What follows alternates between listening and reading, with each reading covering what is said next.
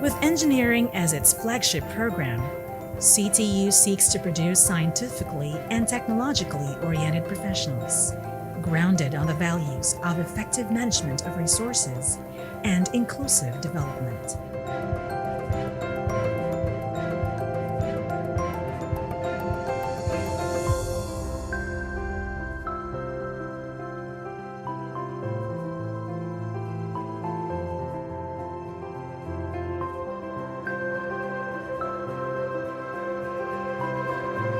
As a state university, the school believes in equal access to quality education for all.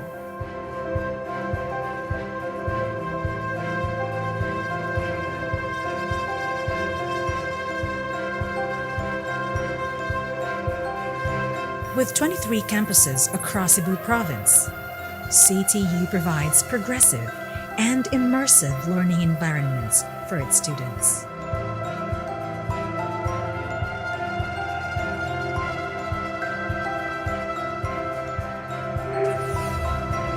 CTU provides an enabling environment by investing simultaneously in its infrastructure, facilities, and technologies.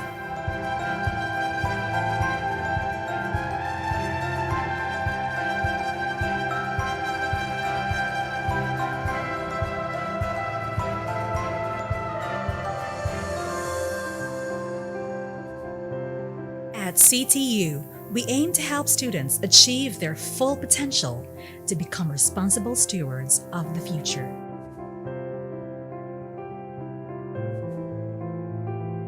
So come and claim your future with us at CTU.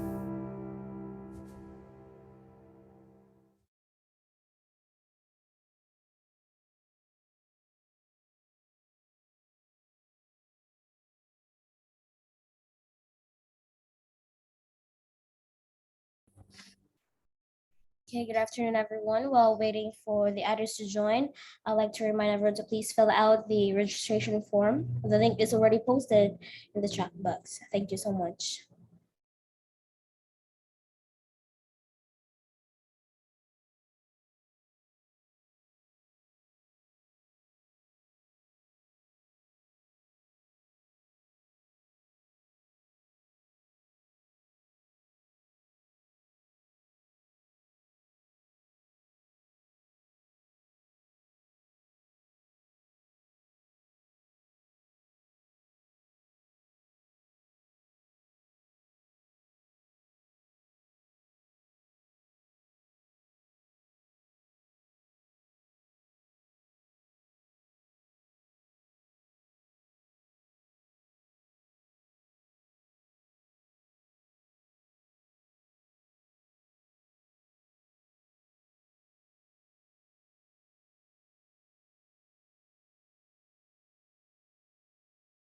As growing regions in the Philippines outside of Manila.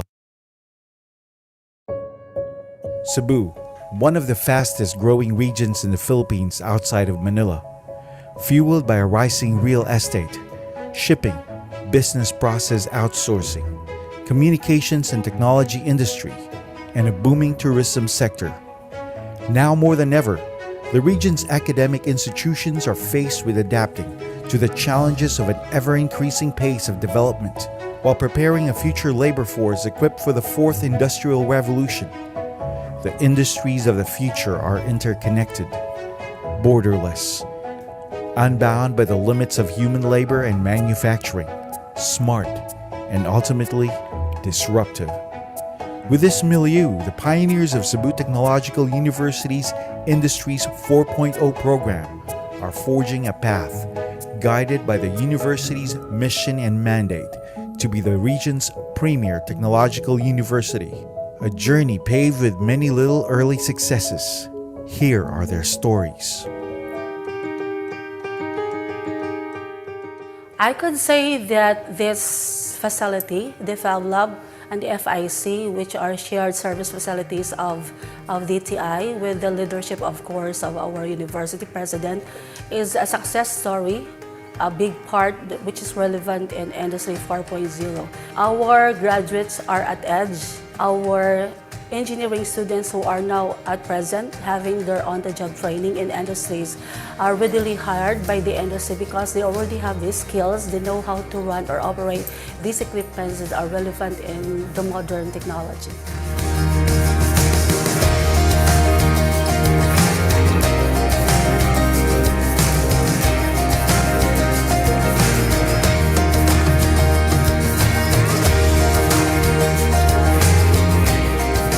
Our students in the graduate school looked into community extension projects as part of their assignment in community extension. They found out one activity like Hablon as a livelihood project that is worth emulating by other countries and other institutions, other universities who would like to make a difference in the communities that they are serving. So we don't just do instruction inside the university, we go to the communities, and this is, I think, one great achievement for the university, not just for the Argao campus, but for the entire university. So to be able to intervene with this kind of dilemma, we did product development. We did not only improve the process of Hablon, so we innovated, mechanized some of the parts of the loom to decrease the production time, therefore to provide our weavers with more time to actually weave. Because of the rise and the increase in demand of handwoven fabric, we can also provide our weavers with a sustainable source of livelihood. So they earn much more than what they have earned in weaving. Our president, our administration is very supportive of this community extension project.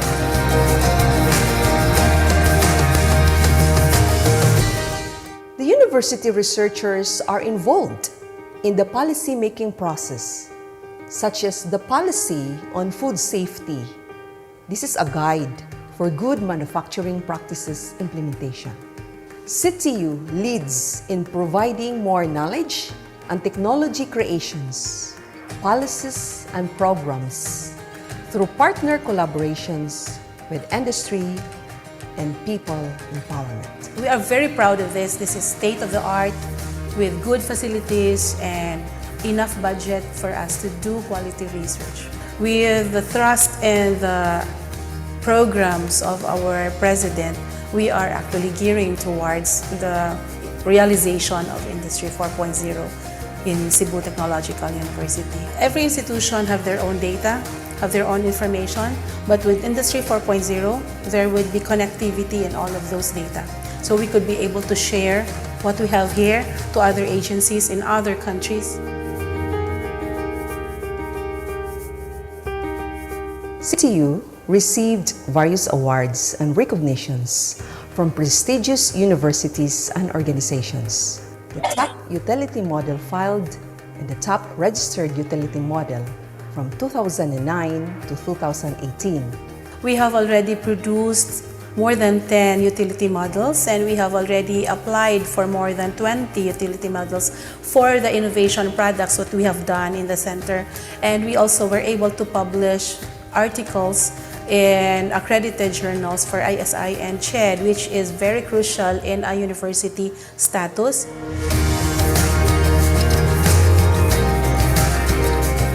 I want our research here at the college to be published and cited in international journals.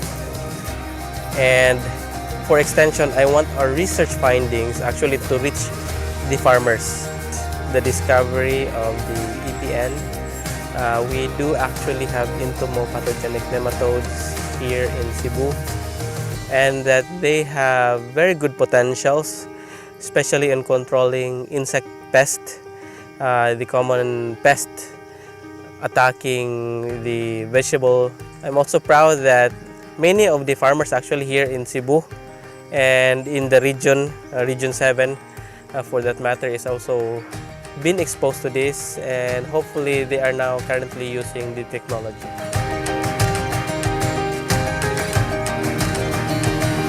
This NICER, or the NIT Centers for R&D in the region, is funded by the Department of Science and Technology Grant and Aid Program. The objective of this project is to assess the flora and fauna.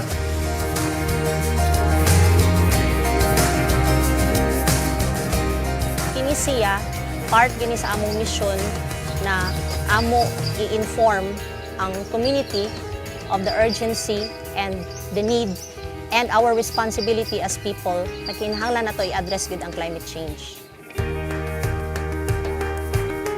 And you know, the direction of the university is to convert the university into research, innovation, and smart university. Cebu Technological University is poised to lead the way as the premier technological university in the Philippine South.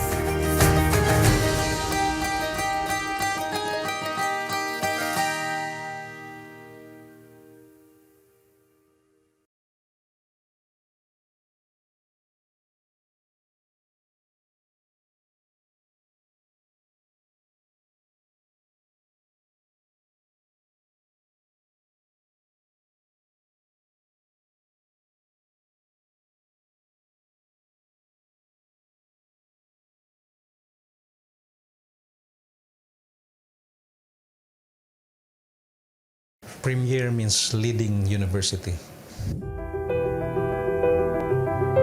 The enduring commitment to be of genuine service is what truly defines an institution.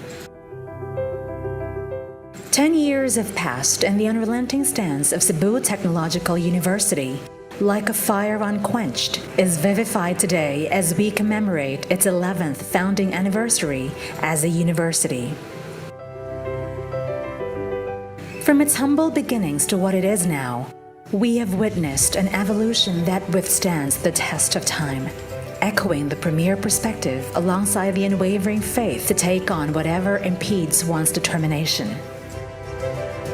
In 2009, the beacon of hope shed light on the State College's path toward becoming a university. It has its clear direction right at the beginning to nurture the gift of helping people and the government which it serves. Since then, it has lived up to its mandate by carving hallmarks of excellence by previous leaders. What followed years hence are more stellar visions by one man. In 2015, Dr. Rosine Ancheta Jr. took office and began the metamorphosis which has drawn support from everyone concerned in taking strides to advance knowledge and skills.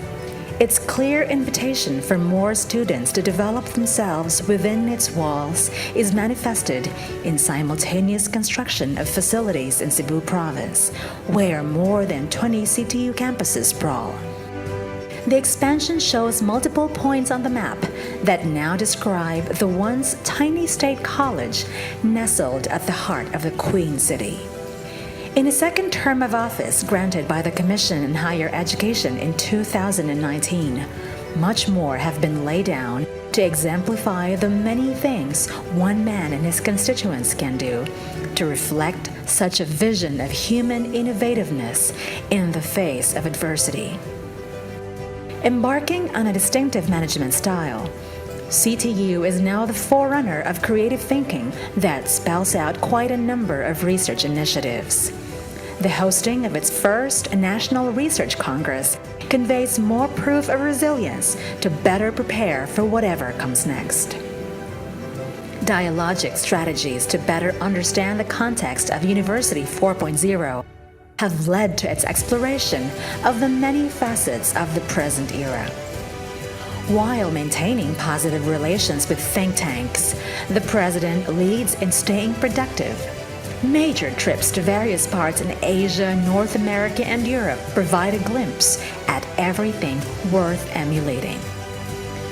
This translates into more ways of augmenting the living standards so that the locals most especially are persuaded to take part in programs that guarantee their future stability.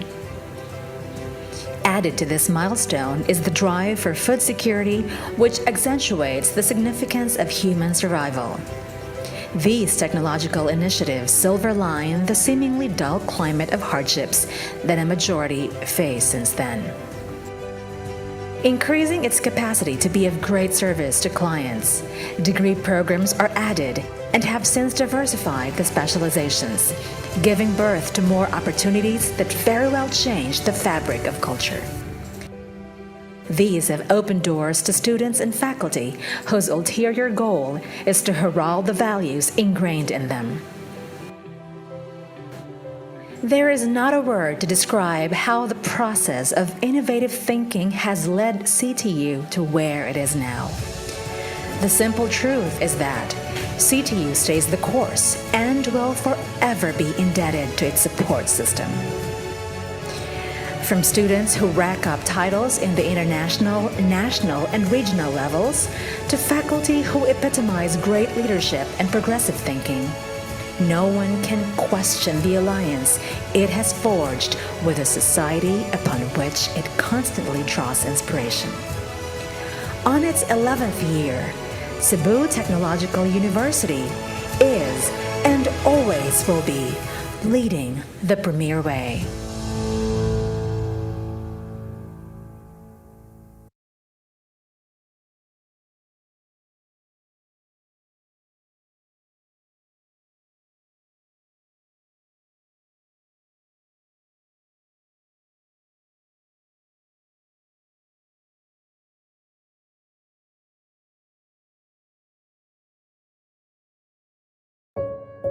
Cebu, one of the fastest growing regions in the Philippines outside of Manila, fueled by a rising real estate, shipping, business process outsourcing, communications and technology industry, and a booming tourism sector. Now more than ever, the region's academic institutions are faced with adapting to the challenges of an ever-increasing pace of development while preparing a future labor force equipped for the fourth industrial revolution. The industries of the future are interconnected, borderless, unbound by the limits of human labor and manufacturing, smart, and ultimately disruptive. With this milieu, the pioneers of Cebu Technological University's Industries 4.0 program are forging a path guided by the university's mission and mandate to be the region's premier technological university. A journey paved with many little early successes. Here are their stories. I could say that this facility, the Fab Lab and the FIC, which are shared service facilities of DTI with the leadership, of course, of our university president, is a success story, a big part which is relevant in Industry 4.0. Our graduates are at edge. Our engineering students who are now at present having their on-the-job training in industries are readily hired by the industry because they already have these skills. They know how to run or operate these equipments that are relevant in the modern technology.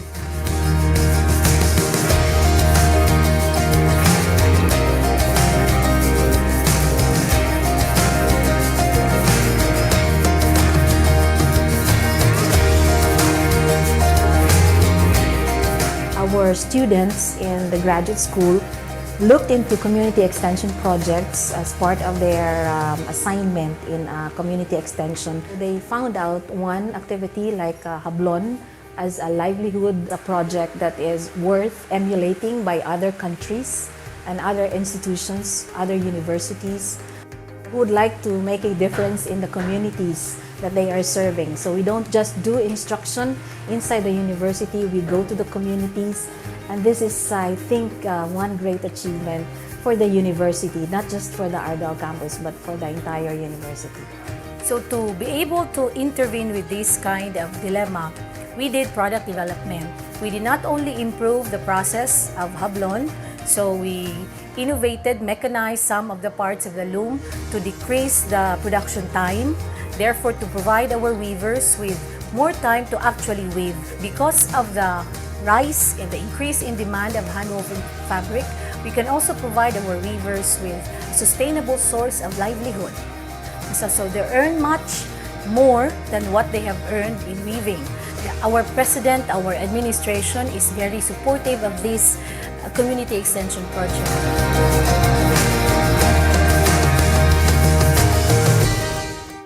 university researchers are involved in the policy-making process, such as the policy on food safety. This is a guide for good manufacturing practices implementation.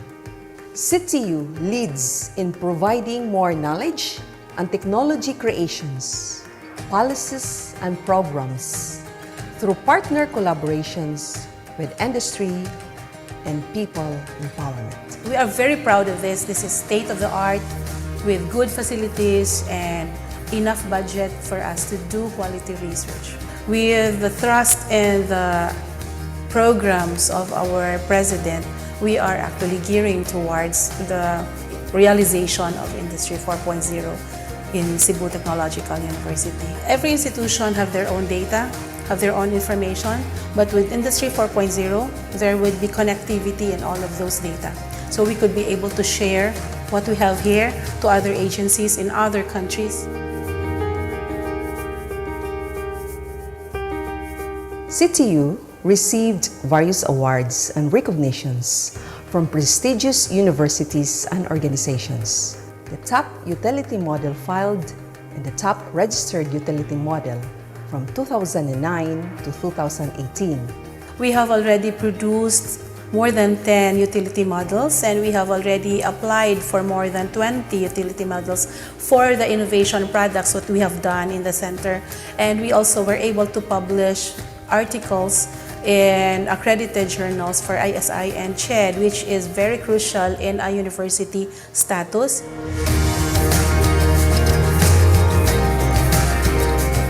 I want our research here at the college to be published and cited in international journals. And for extension, I want our research findings actually to reach the farmers. The discovery of the EPN, we do actually have entomopathogenic nematodes here in Cebu, and that they have very good potentials, especially in controlling insect pests, the common pest attacking the vegetable. I'm also proud that many of the farmers actually here in Cebu and in the region, Region 7 for that matter, is also been exposed to this, and hopefully they are now currently using the technology.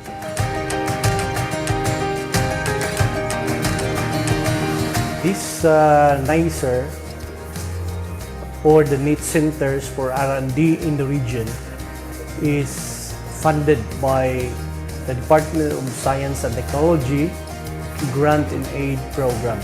The objective of this project is to assess the flora and fauna.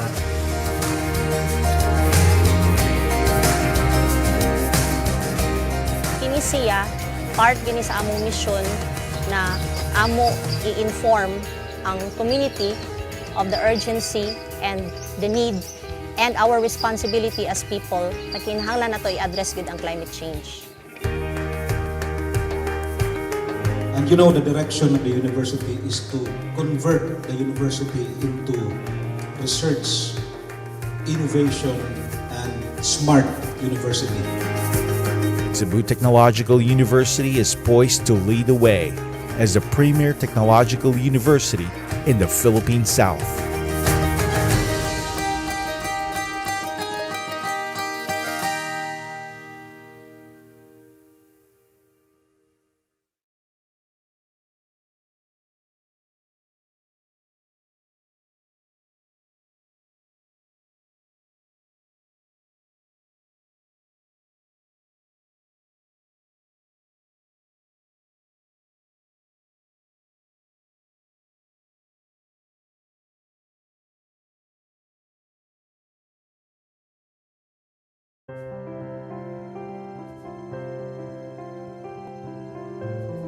Every moment is a step to a brighter future. A good plan today is the key to a better tomorrow. The Cebu Technological University is a premier state university providing advanced professional and technical education to future industry leaders. With recognition for its quality education, CTU has conquered the future of the young generation. The university adapts to a multidisciplinary technological approach, integrating research, community engagement, and sustainable practices. In support to the Philippine government and the United Nations Sustainable Development Goals, CTU also focuses on the upholding of hablon making, climate change initiatives, and more.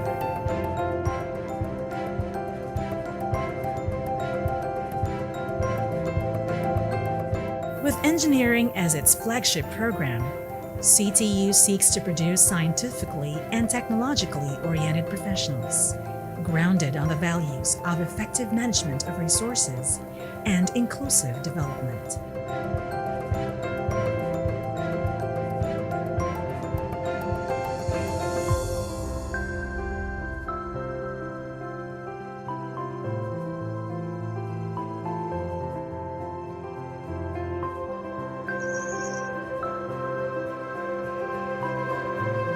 As a state university, the school believes in equal access to quality education for all.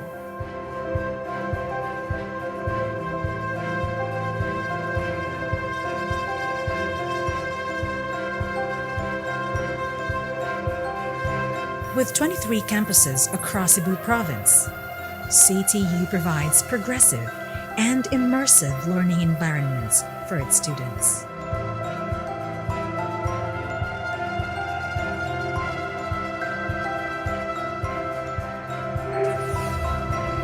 CTU provides an enabling environment by investing simultaneously in its infrastructure, facilities, and technologies.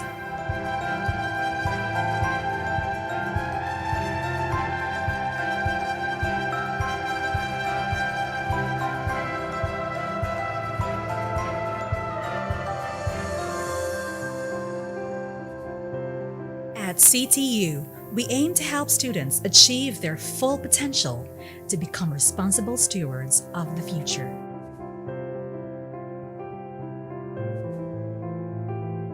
So come and claim your future with us at CTU.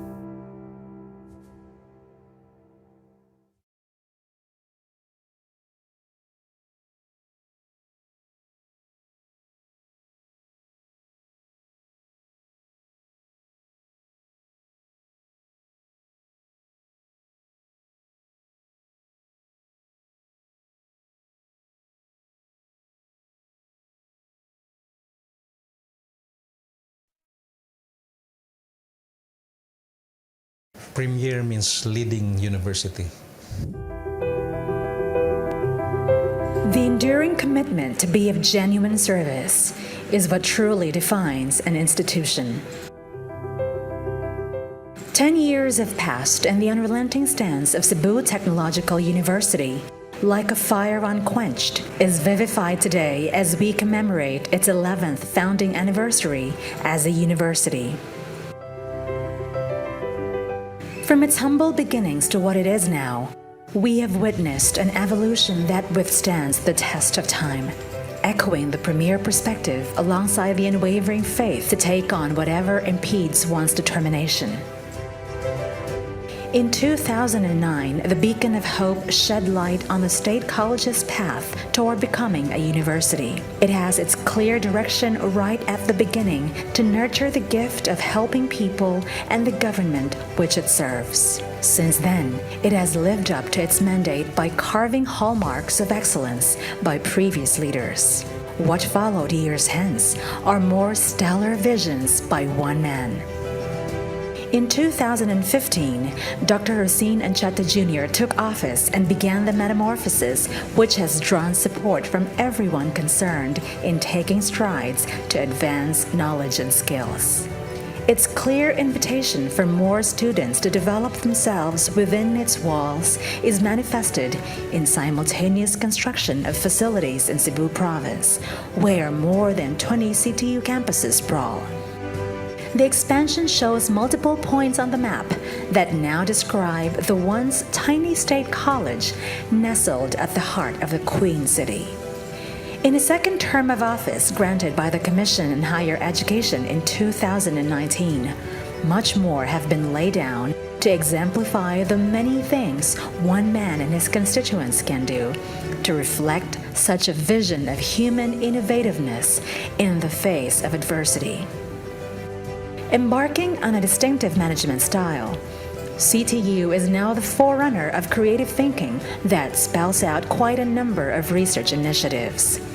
The hosting of its first National Research Congress conveys more proof of resilience to better prepare for whatever comes next. Dialogic strategies to better understand the context of University 4.0 have led to its exploration of the many facets of the present era. While maintaining positive relations with think tanks, the President leads in staying productive. Major trips to various parts in Asia, North America, and Europe provide a glimpse at everything worth emulating. This translates into more ways of augmenting the living standards so that the locals most especially are persuaded to take part in programs that guarantee their future stability. Added to this milestone is the drive for food security, which accentuates the significance of human survival. These technological initiatives silver-line the seemingly dull climate of hardships that a majority face since then. Increasing its capacity to be of great service to clients, degree programs are added and have since diversified the specializations, giving birth to more opportunities that very well change the fabric of culture. These have opened doors to students and faculty whose ulterior goal is to herald the values ingrained in them. There is not a word to describe how the process of innovative thinking has led CTU to where it is now. The simple truth is that CTU stays the course and will forever be indebted to its support system. From students who rack up titles in the international, national, and regional levels, to faculty who epitomize great leadership and progressive thinking, no one can question the alliance it has forged with a society upon which it constantly draws inspiration. On its 11th year, Cebu Technological University is and always will be leading the premier way.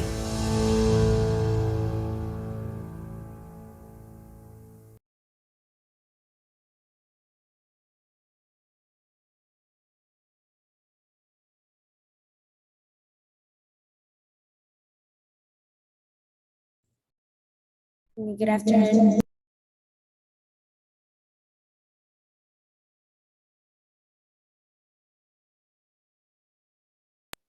Good afternoon, everyone. In 2 minutes, we'll be starting the event. Thank you.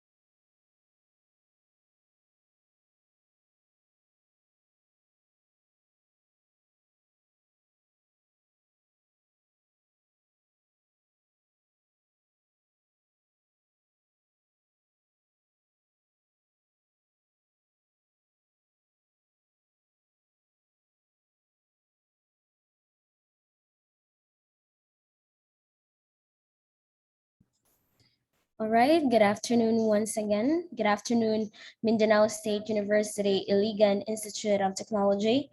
Thank you for joining CTU to celebrate the virtual caravan, Friends Caravan 2022. To start our event, let us begin with the prayer.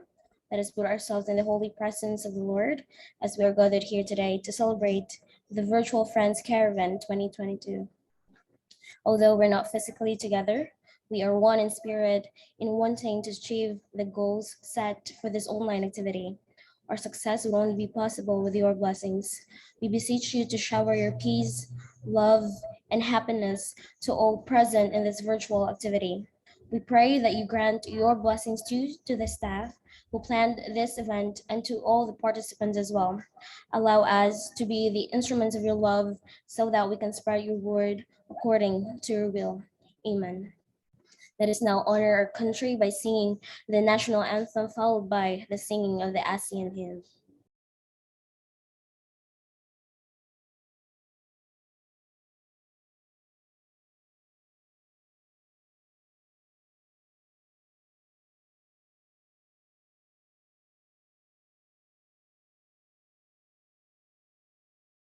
Yan ang pambansang awit ng Pilipinas.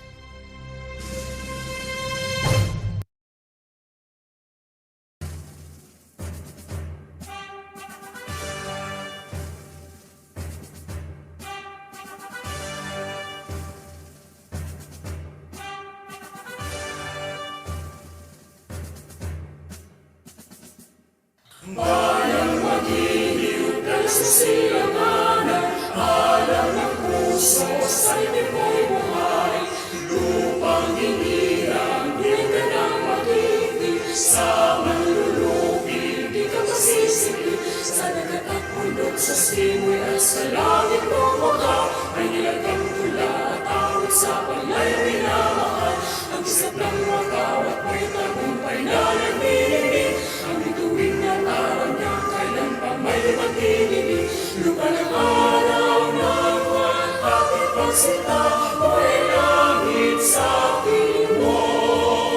Ang higaya na pagbabalaki, ang makatay ng dahil sa'yo.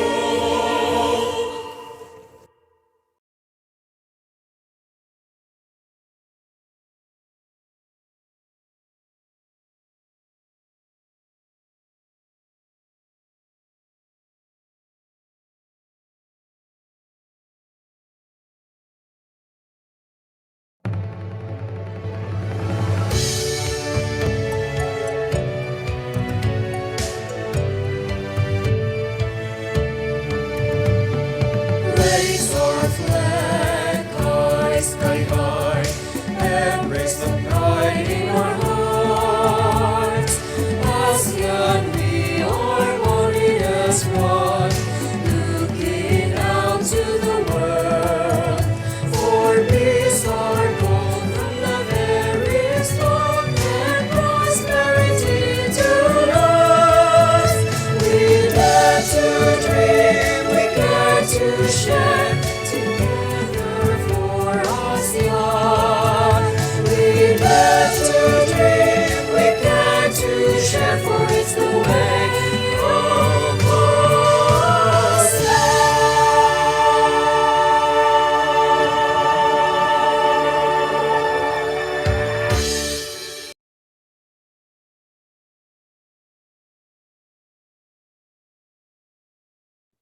All right, good afternoon once again, and thank you, Mindanao State University ILIGAN Institute of Technology, for joining CTU to celebrate this Virtual Friends Caravan 2022. Moving on, I'd like to call on Dr. Dora Megan, the University Director for Internationalization and ASEAN Integration of CTU, to introduce our first speaker, and also will be welcoming us all for this event. Thank you.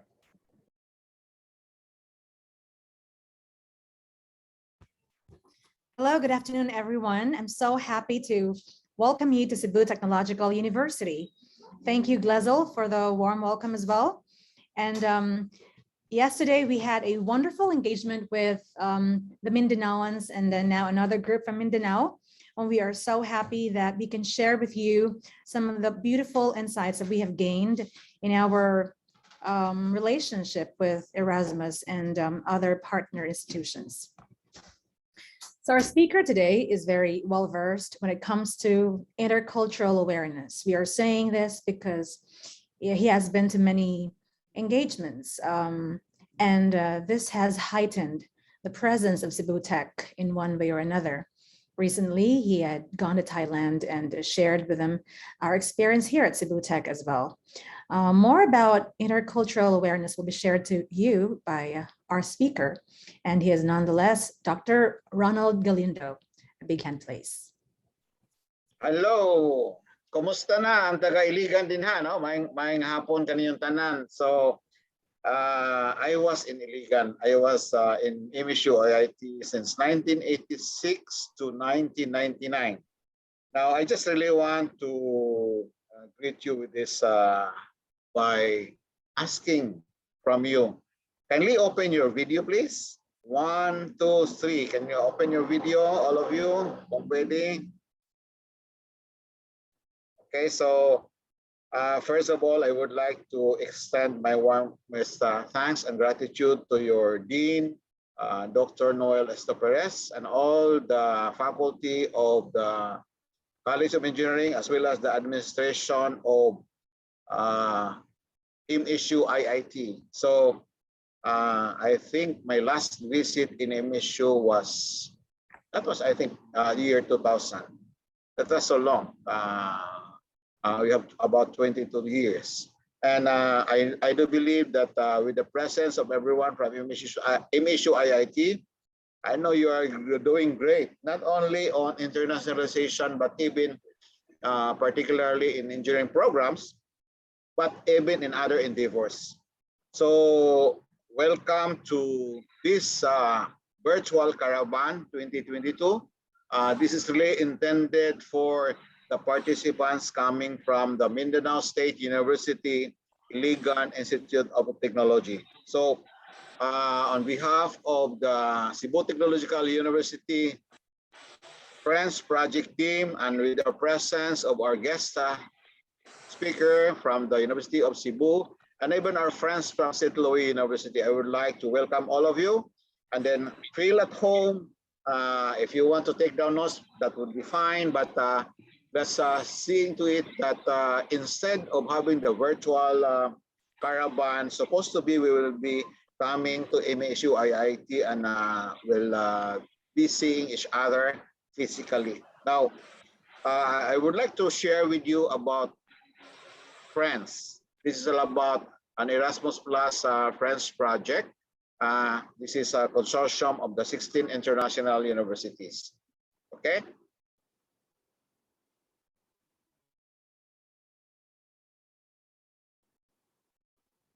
So you might be asking, why MSU IIT? Why we consider you as one of our friends? Well, of course, MSU IIT is not really far from me when it comes to the engagements. Not only that I was the faculty before, but I have several friends in MSU, and we consider the whole institution as our friend. So you are one of our circle of friends among the friends of this project. So next slide, please. Now this virtual Friends Caravan 2022 is, I'm sorry, you have here the Biliran Province State University, but that is part of the first engagement with us. And everyone after this, we have the Northwestern State University, and then followed by the from Mindanao State University, ILIGAN Institute of Technology. So the next slide, please. So we have here, this is really a brochure. Now we have the 16 international partner universities, 4 European universities, and the rest from ASEAN. So we have the Bhutan, the Cambodia, Malaysia, Philippines, and Thailand. In the Philippines, we have the St. Louis University in Baguio. I know you're familiar with the St. Louis University. And we have also the University of Cebu. These are all private universities. And the only state university and college part of the PASOK, among the PASOK members in the country, is the Cebu Technological University. So MSU IIT is also a state university. CTU is also part of it. There are about about more than about 112 state SUCs in the country. So who are the main beneficiaries of the Friends project? So students across campus will benefit firsthand from the intercultural passport, virtual mode, and the Friends Tea House, the massive open online course, and also the digital story will be shared to us from our friend from the University of Cebu, Ma'am S. Lopez, and she will be presenting to us on how to connect with Friends Project in the massive open online course, or the MOOC, and also the digital storytelling making. Okay, so she will be introduced later. And then next slide, please.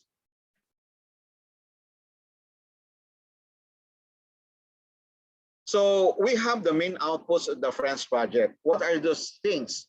We have the institutional internationalization at home. We have the action plan. And then the one I have mentioned earlier, what about the intercultural passport, or the virtual mode, designed and embedded into the partner countries of the higher education institutions, which the objective, we have the elective curriculum to build students' interculture knowledge and sensitivity to cultural diversity. So in this project, we have to build or establish the Friends Tea House. This is a social space where established within the 12 partner countries and HEI. Well, anyway, you're familiar with the tea house, or you might be familiar with the Starbucks or Boss Coffee or any coffee, no? So what we are going to establish in our university and among the 12 partner universities is the Friends Tea House. Now, for the foreigners, we call them international students who are enrolled in MSU IIT, or who might be enrolled in CTU. Of course, they will feel this, what we call the sickness.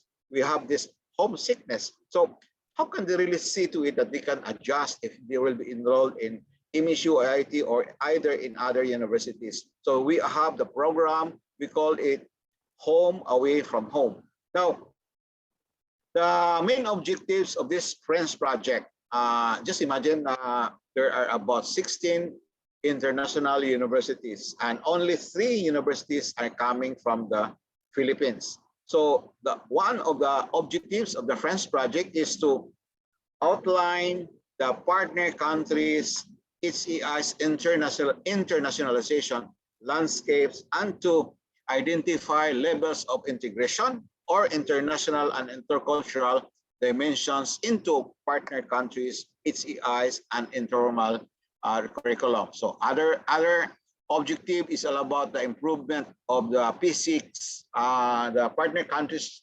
HEI's capabilities for internationalization through staff trainings, and of course, translating general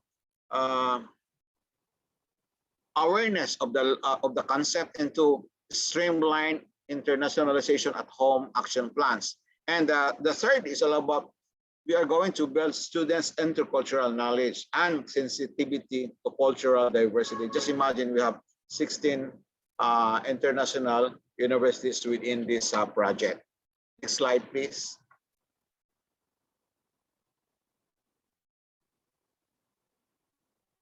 Since March 16, 2020, when President Rodrigo Duterte declared the Philippines under the state of calamity, well, a state of emergency, that will be just because of the COVID-19 pandemic.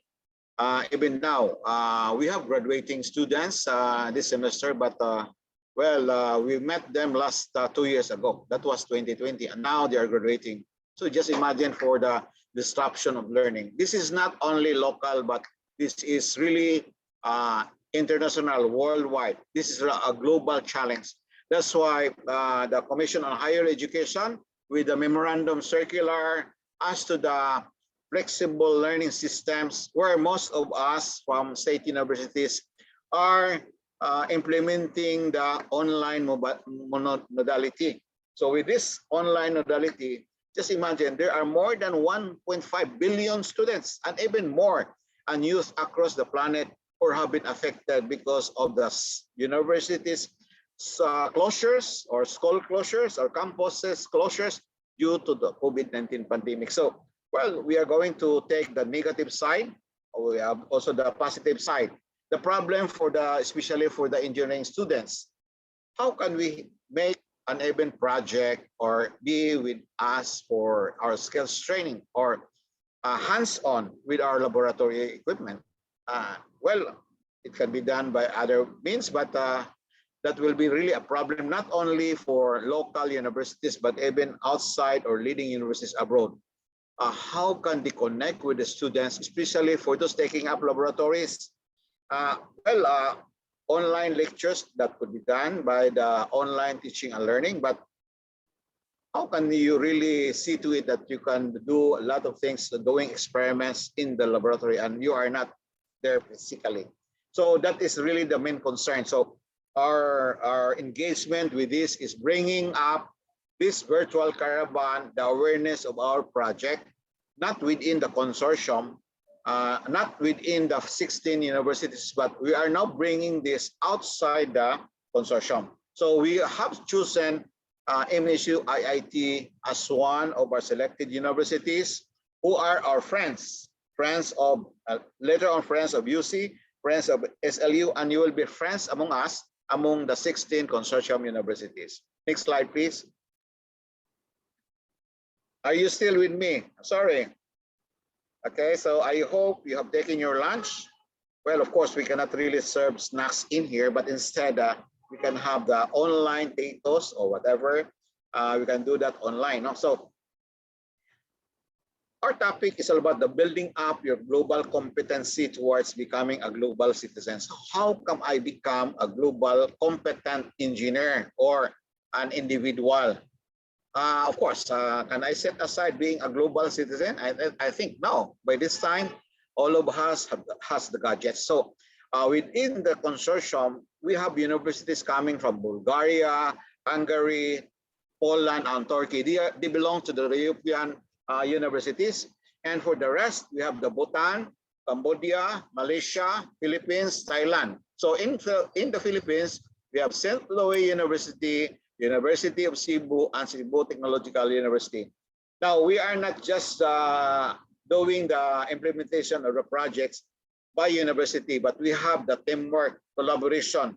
We are bridging among, with these linkages between partner country universities, not only in other countries, but even for University of Cebu and St. Louis University. Okay, so this is it. So the meaning of friends, it's not what are friends, who are your friends. Now this is all about furthering international relations, capacities, and intercultural engagements to nurture campus diversity and to support internationalization at home.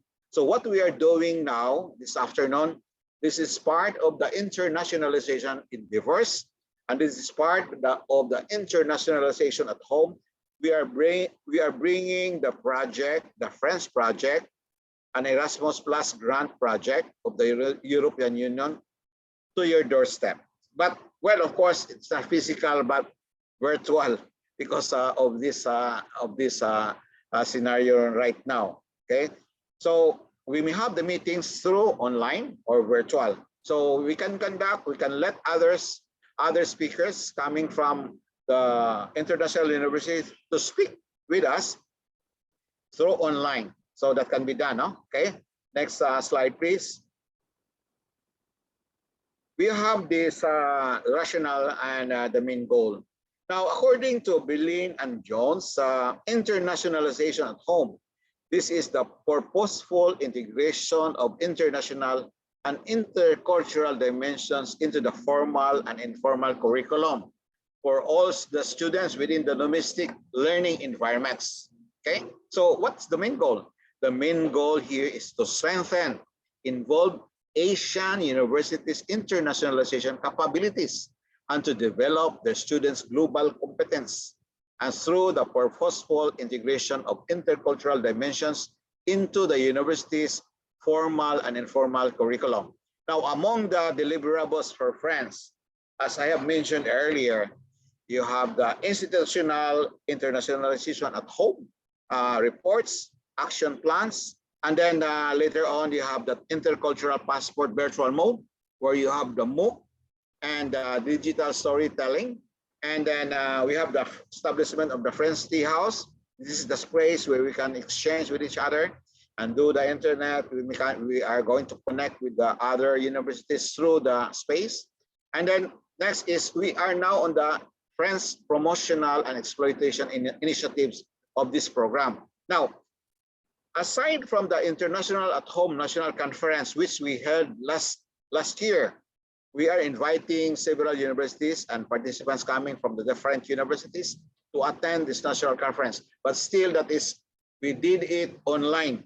Okay, and then today, this is one of the deliverables of the consortium universities, the Friends Caravans. So we are now sharing with you what we learn, what we acquire outside of the consortium. So this outside the consortium, we refer to our neighbors, the MSU IIT. Although we are in the Visayas, then you are in Mindanao, but still we are reaching out Mindanao. Next slide, please. The overall project coordinator of the Friends project is coming from Bulgaria, the Varna University of Management. So we are part of the consortium. So the vision of Cebu Technological University is will be the leader in internationalization in the Philippines by 2050. So that is still long, no? And the network with ASEAN universities by 2035. Now the mission is make CTU globally linked for multidisciplinary technological growth. So we have several things in common, MSU, IIT, UC, SLU, and CTU, particularly in the offering of engineering programs, and even for BHSM and other tourism programs. So we have common. No? Then the goal here is all about provide internationalization engagements to the university for local, regional, international, ASEAN, and global development. So what you can see in the slide, we have the establishment of the Friends Tea House. So you have here the tea, and then we have here the launching. No? So we have connected with University of Technology Malaysia during the COVID time. We are speaking not only on because of our engagement as CTU, but we are also linked with other universities in Asia, and one, Cebu University, Institute of Technology in Japan, and also other universities in Indonesia and Malaysia. And we have partner universities here also in our country. So we were part of their project, even under Erasmus. No? So this is not only one project for Erasmus. There are a lot of projects under Erasmus. Okay, so next slide, please. Now, we will be talking of inclusive internationalization. So what is inclusive internationalization? Now, this is where we have created opportunities for international students who are enrolled in MSU IIT or either in CTU or UC or SLU to adapt and gain intercultural skills while broadening the cultural thinking of domestic students as well. Well, for the foreign students who are coming in Cebu or either in Mindanao, they have to learn the cultural aspect of that particular area. So they learn how to speak dialect, and they will also learn on how to eat our menus or bayans. No? So mga sudan na to diri, no? They have to adjust. But well, we were in Thailand together with our friends from not only from Cebu and Baguio, but from other friends within the consortium. We have to adjust when we were in Thailand. The food is really spicy, so we have to. We are not used to have the spicy food here in the country, but instead, for us, we have to adjust. Those are their menu, and then we have to choose which is not spicy for us. Now, this is where you are going to adjust.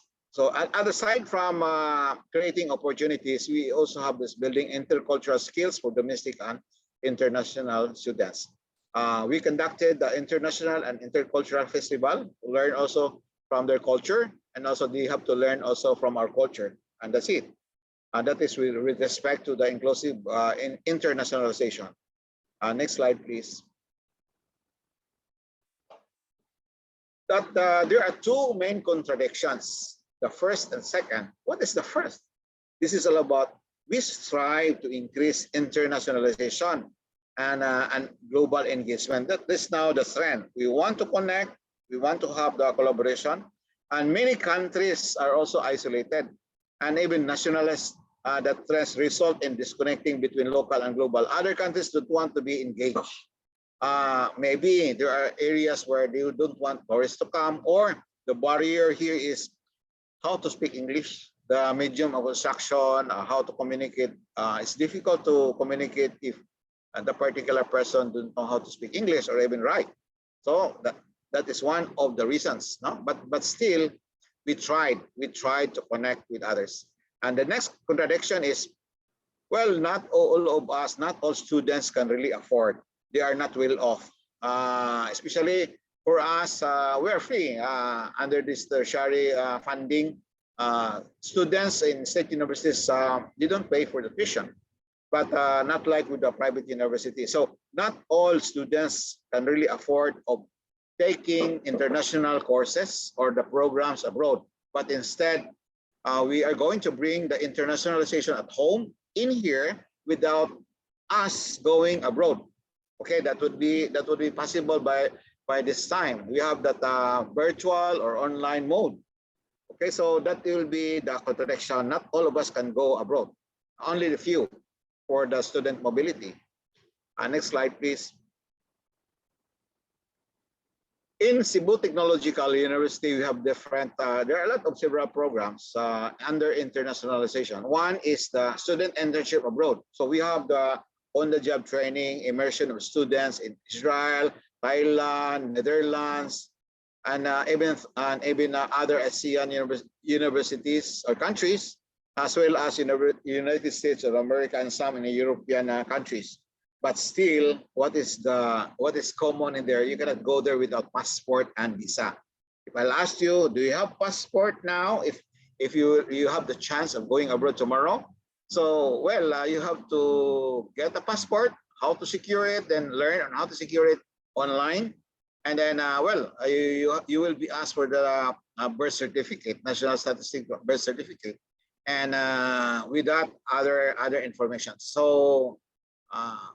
Please prepare for this item, and then later on, that will be your entry to other countries. But other countries need visa, so you have to comply with everything. So we have the OGT, Internship Abroad program. You have the CTU faculty, lecturers abroad, and then international faculty coming in, sharing their expertise. As of now, we have collaboration between Gonma University. This is all about distancing free masks. And we have the research project collaboration with Professor Fuji from Gonma. And the project is about 2.5 years that funded by Japanese government by about equivalent of about 8 to 9 million. We are really innovating the face mask. Huh?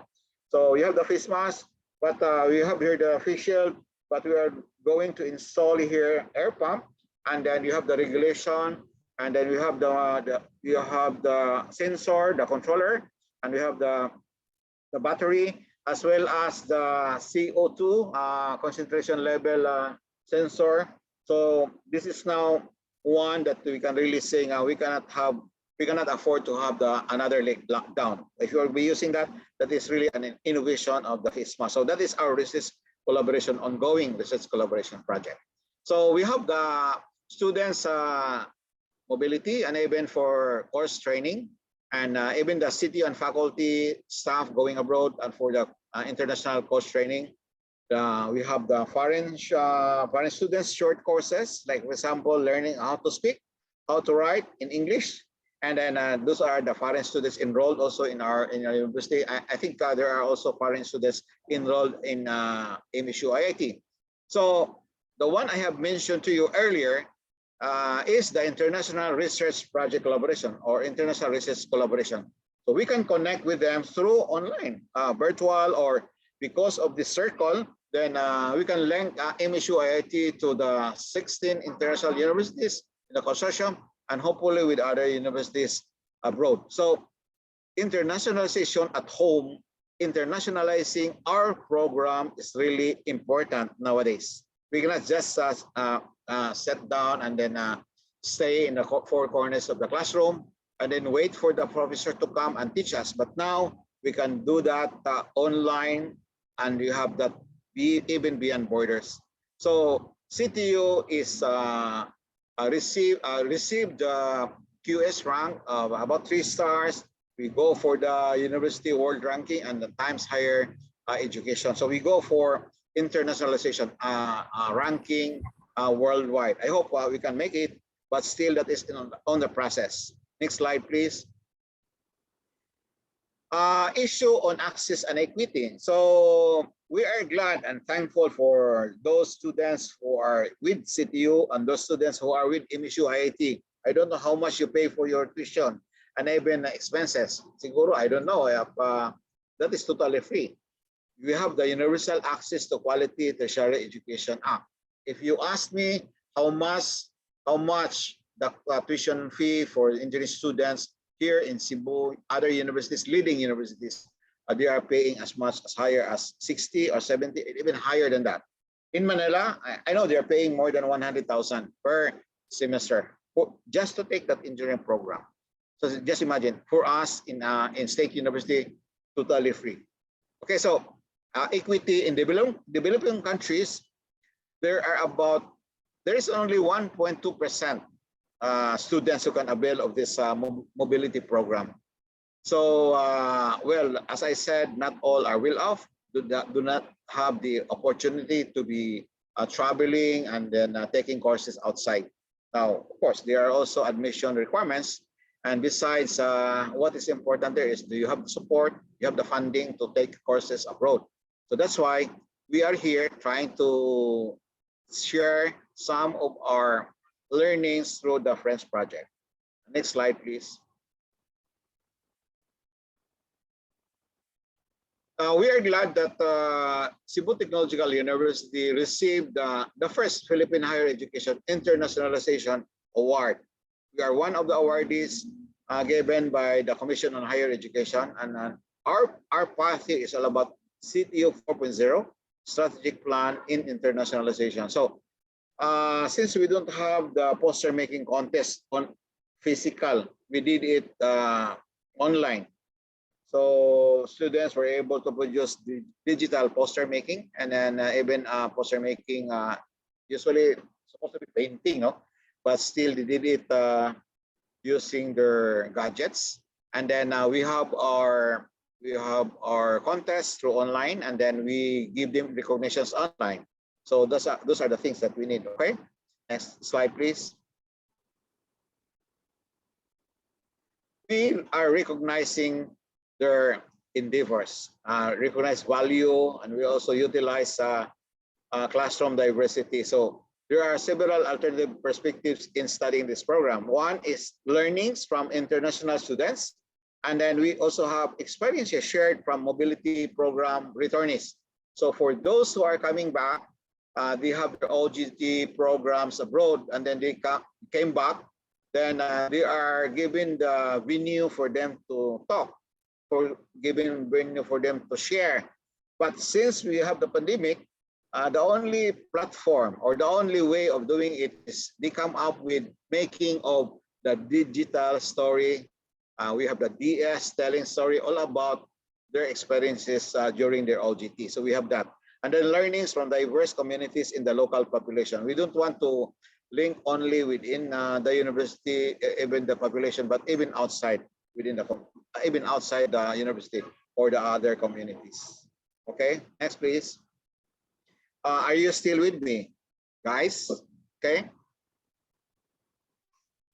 So we have our involvement, internationalization at home with the partner universities before the pandemic, even before the pandemic. We don't have the Zoom meeting. We don't have the other setup, Google Meet, or we have the Google Classroom, but instead we have the GoToMeeting. So we already experienced the online or virtual webinars through our partner universities from Europe. So there are sharing of their expertise through this platform. One of these is the speakers from Poland and then Silesian University of Technology. Well, anyway, our next partner meetings will be conducted in Poland, particularly in Silesian University of Technology. You know? So we have the guys in here and they are now sharing and speaking, and all the participants are within this room. Well, this one is quite hybrid because you have the speakers online, but we have here the physical presence of students and participants in the space. But during the pandemic, we have the online, pure online, no longer hybrid, but pure online or virtual. Speakers are online, participants are also online. So this is how technology really, what I would say, turn us to be onliners, part of this new platform. So next slide, please.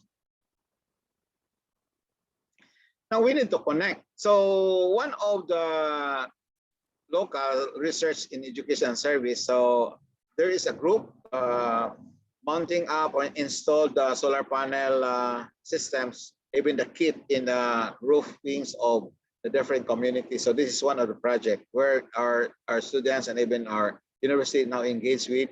So we have this Light Up Cebu experience, a nexus of education and climate action. So we are also recipient of this. When we have the training in Israel and represented by Professor Maida Kabingi, one of our professors here in CTU. And last November 2021, I was able to present. No, our team was able to present on bridging the global research in education and service.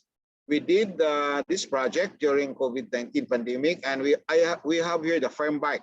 This is the flexible, innovative, replicable, mobile. That is the firm, and bike means built to impart know-how and expertise. This is an online teaching and learning anytime, anywhere. So I use the bike, fully loaded with audio, video, and then wherever I go, then I can use this anytime, anywhere. I was able to present this, and the paper was accepted by the American Society of Mechanical Engineers and presented during the International Mechanical Engineering Congress and Exhibition online. No longer supposed to be that will be placed in somewhere in New York, but now we have that last 2021 online. So we did it, and then this paper was accepted and published last February 2022. So we can connect with ASME. ASME is the American Society of Mechanical Engineers. So through this, we have this output. Next, please. Now we focus at home. Now we connected with other universities like the University of Technology Malaysia, Cebu Institute of Technology, Gonma University, and even International University of Logistics and Transport, that's Poland. And then with our project coordinator, the presence of Christina in here, representing the Varna University of Management in Bulgaria.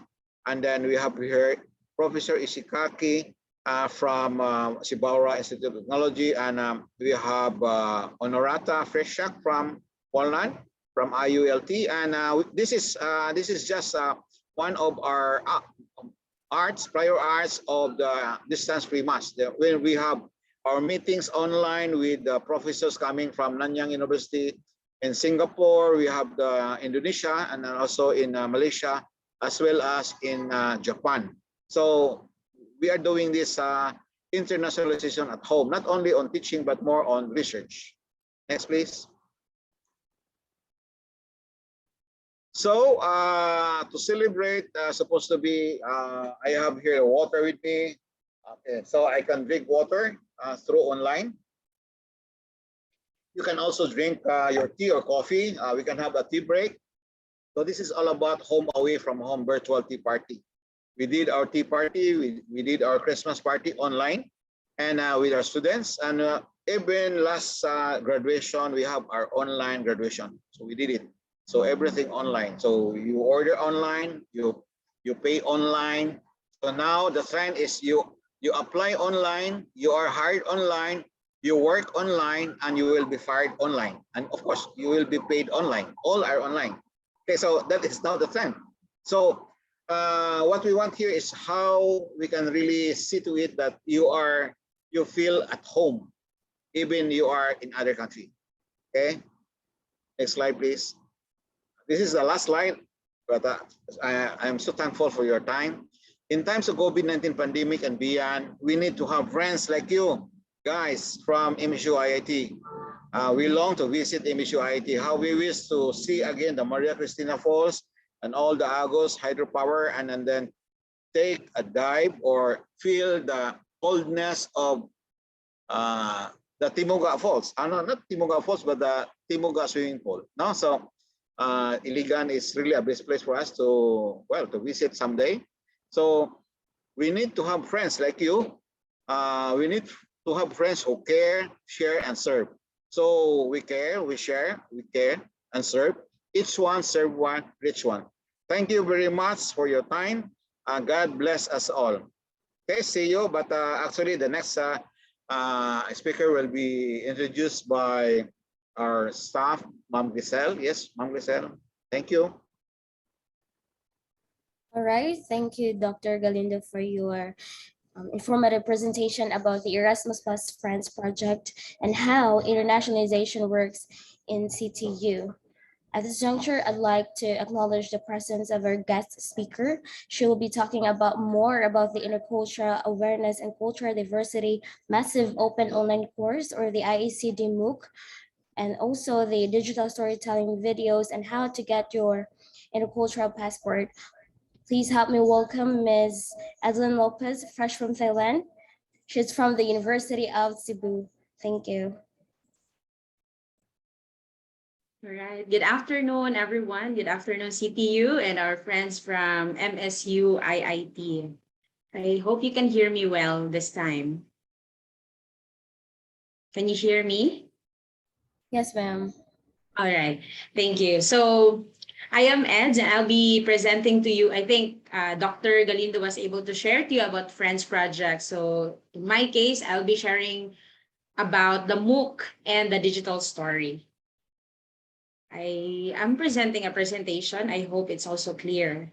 So with the objective, I guess Dr. Galindo shared it to you a while ago. So I just would like to highlight that this will really strengthen, this project will help us strengthen our internationalization capabilities, because right now that's one of the trends, not just in the world, but also here in the Philippines. So there are many universities now who are trying to really strengthen our internationalization capabilities, and Friends Project that is co-funded by the Erasmus Plus program of the European Union is one of the projects that can really help us attain that goal. So we have different countries involved here, and each country, especially the Asian countries, are expected to have different key outputs. So we are expected to not just have a tea house, but of course, students, even the staff, can also have the intercultural passport. So summoning intercultural passport. You cannot have that without enrolling yourself to the massive open online course. So it is designed and developed by the European project partners and is targeted at Asian HEI students at all levels of education and of diverse backgrounds who are interested and motivated to build their intercultural competence and sensitivity to cultural diversity. So we all know that we are looking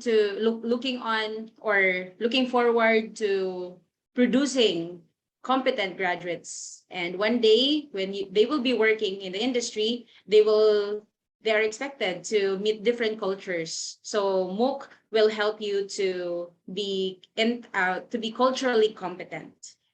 So as part of the Friends Project, students or even the staff can join or can enroll to the MOOC. Plus, of course, you have to also submit a digital story. So that will be my talk this afternoon. In terms of the IACD MOOC, you have to finish the 18 units included in the MOOC 18 units includes, it include the different assignments as well as the topics that are actually discussed by different professors from European partners. Aside from the units, 18 units, the digital story are also expected to be submitted via email through your IROs or the International Relations Office.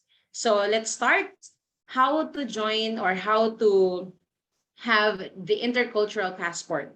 No, how unsaon para ma-appeal ta sa MOOC. First, you just have to log on to the website created intended for the Friends Project MOOC. So that's https. You can even check the link now. erasmusplusfriends.eu. So this is how it looks like.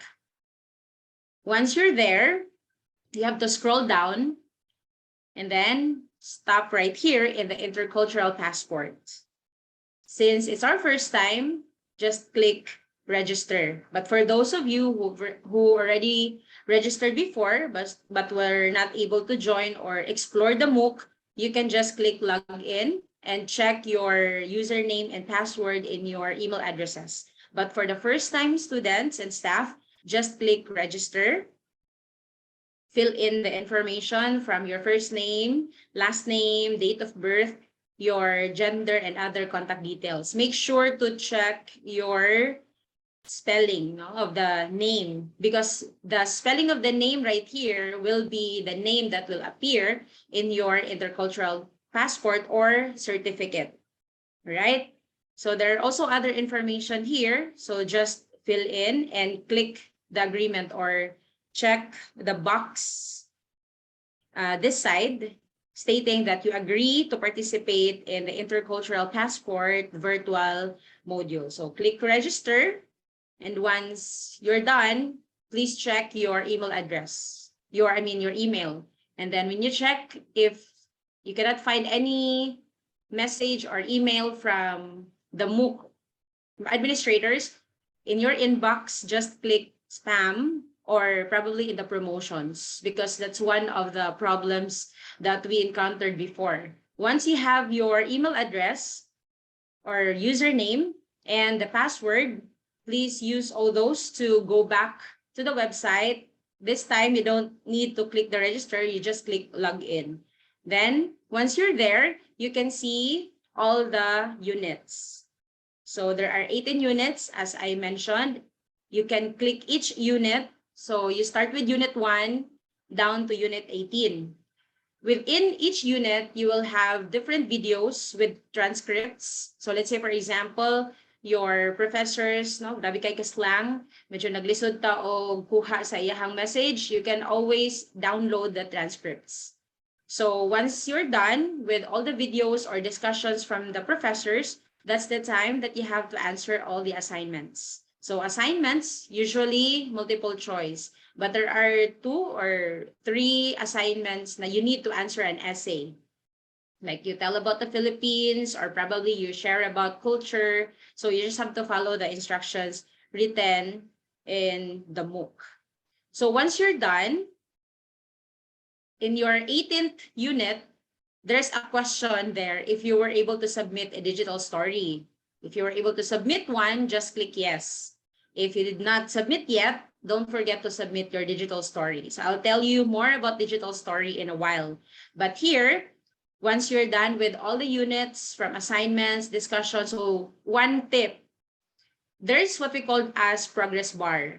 So you can see here that I have 100% progress bar. Sometimes there are students who are already in the 18th unit, but the progress bar is still 10%. So what's wrong?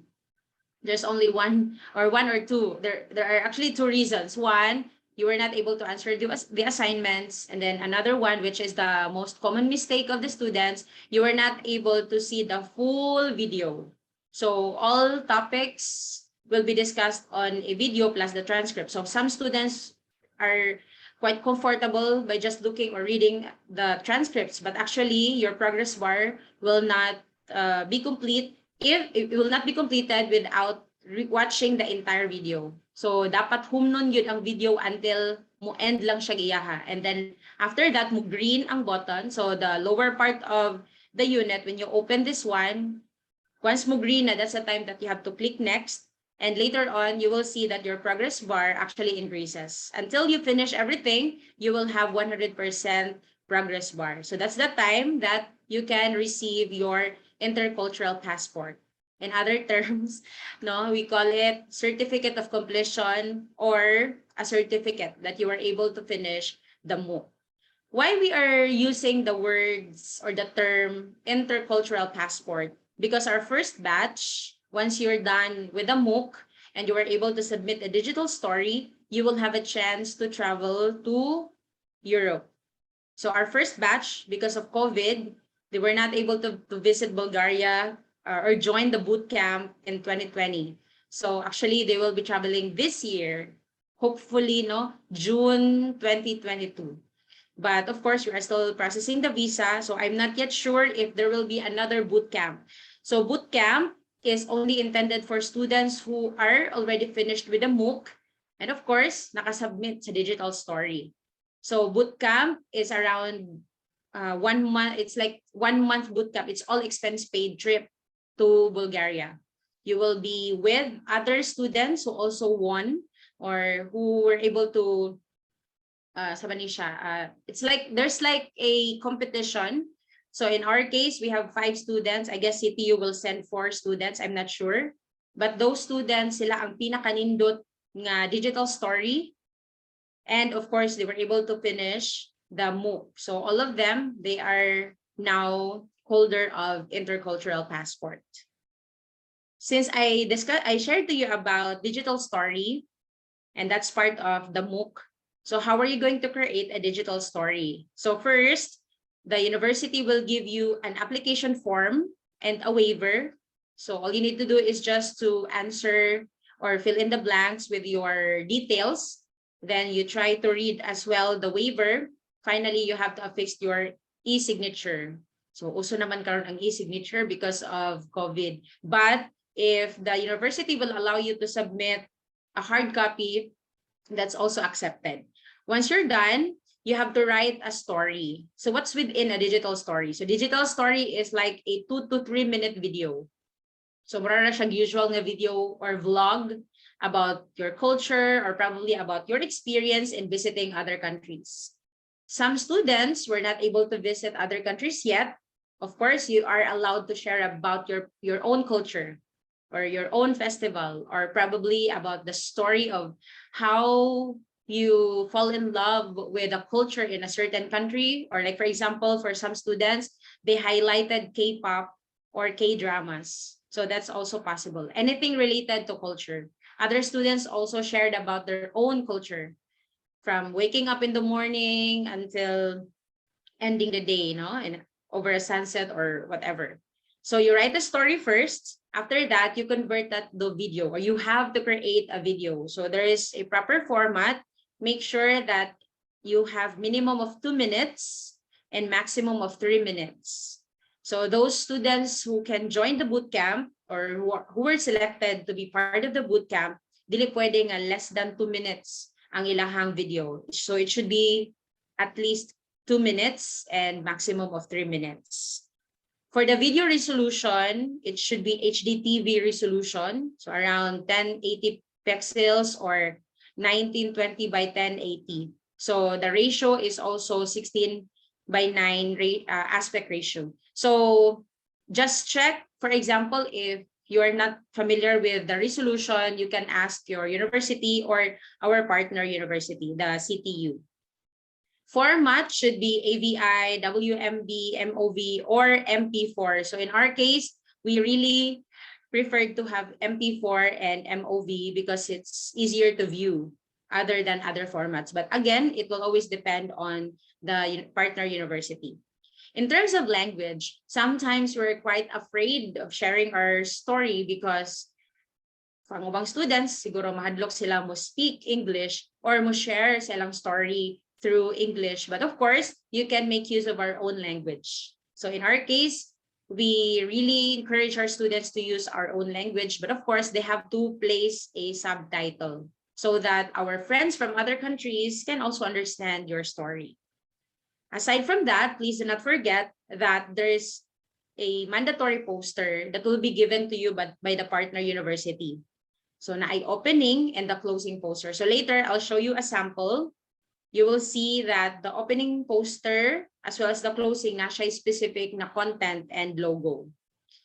Please also mention your title, so you can make use of any title you want, no? As long as it will represent, or it will be something that will tell your story. So for example, you share about your favorite K-pop idol, so you can just make use of his or her name, or probably me and K-pop story or something like that.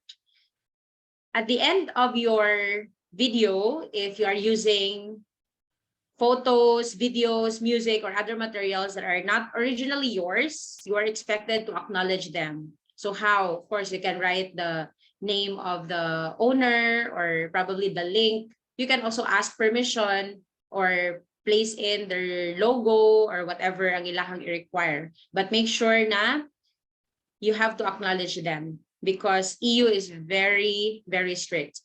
So the policy that we are following here are our own, the country, Philippines, and the European Union's policy in terms of copyright and data privacy laws. So please check on that as well.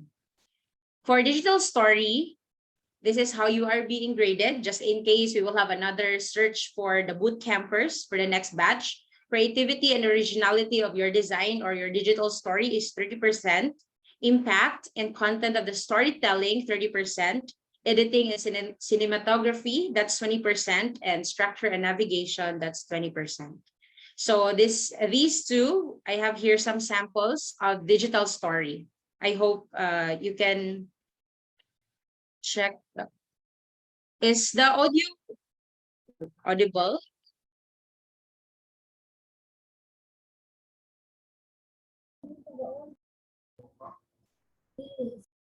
It's not audible, ma'am. Okay, sorry. Not audible? Yes, ma'am. All right. How should I wait? Let me check. Not audible.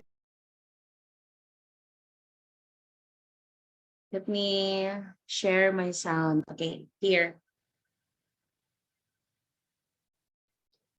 So again, this is the mandatory opening poster, but you have to change your university logo here. How about that? Good, ma'am. My name is Earl, a student taking up Bachelor of Science in Tourism Management at University of Cebu, Benilad. Years ago, I had this internet friend, and because of her, I started to become fascinated in learning culture. So, this is my digital story. Way back 2015, I met a girl named Diana through Twitter. It all started when she retweeted one of my tweets about my favorite British boy band. I didn't seem to care at first, but she sent me a private message afterward. She wanted to be my friend because we both liked the same boy band. I agreed, and that was the beginning of us talking to each other. I've remembered that she first spoke to me in English, so I assumed that she was a foreign citizen. One time, she sent me a photo of herself. It was my proof that she was real, and I can't believe I gained a Welsh friend. She was pretty with her brown hair and brown eyes. I even remembered her saying that being naturally brunette was something she liked about herself. I felt happy, and I always look forward to talking to her every day despite the time differences. We usually talk about updating each other about our favorite boy band, but as time goes by, we have talked more about ourselves. We talked about school, and at that time she was in her year 9 in secondary education. She also shared that she knows how to play the harp because it is a popular instrument to be played in her country. One day she said it was St. David's Day in Wales. She showed me a picture of their national flower, the daffodil, and explained it blooms in time for their national holiday. On the same day, she also sent me a picture of a famous dish in her country named cow, which they prepared for the said holiday. Those are just some of the things that we have talked about. On the other hand, I also shared things about myself, and it feels great to open up to each other. This experience showed me that behind our screens we built a special relationship that is called friendship. Talking about each other's diversity in terms of culture was new to me. However, knowing her opened my mind in learning things beyond my perspective. It triggered my eagerness and passion to travel, immerse myself in culture, and learn everything firsthand. I realized that it feels wonderful to engage yourself in other cultures because it makes you explore things out of your comfort zone and it makes you culturally competent. But even if we open ourselves to other cultures, we should not forget our very own, because it is the foundation of who we are as a person and it makes us unique from the others. Being different should not divide us from each other, but instead we should take actions to understand and connect to people and embrace our differences.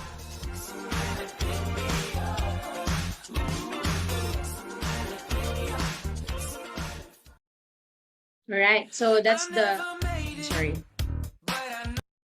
first sample, and then this time we had our boot camp or search for the boot campers recently, and this one won the first place. Good day, everyone. I'm Jane Russell Materion. I am a tourism student. I am the youngest in our family. My father is an overseas Filipino worker in Saudi Arabia, while my mother works here in the Philippines. I have two sisters. One of them is 19.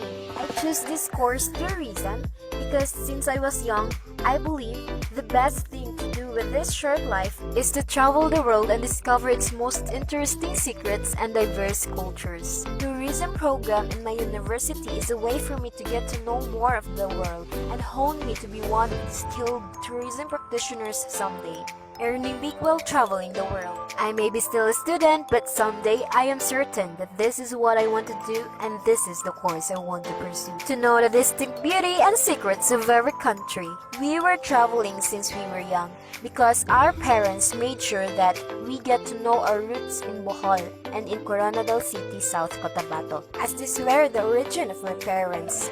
Our trips did not just allow us to be close to our relatives, but those also allow us to be immersed with their colorful cultures. In Bohol, I admired the beauty of the surroundings, the green grass, the voice of the birds, the fresh air, and the serenity of the place. Bohol is one of my favorite places during school breaks and vacation because it gives me the peace and relaxation that I need after a very stressful and exhausting semester. There are great places to visit in Bohol, and my most favorite is the Chocolate Hills. The people there are so religious and honest, and these are values that we have to learn as an individual. I can say that they really preserve the beauty of the place. Now let me take you to South Cotabato. This is a photo of our family's trip in my most favorite place in Mindanao, the Lake Cebu. We are wearing Tibuli traditional attire. Finally, I am bringing you now to the place where I am residing, the Queen City of the South, Cebu! This is the place I explored the most since I am living here, and I am a proud Cebuana. During my trips, I have realized that before we travel, we must read about their cultures for us to know what to say or not.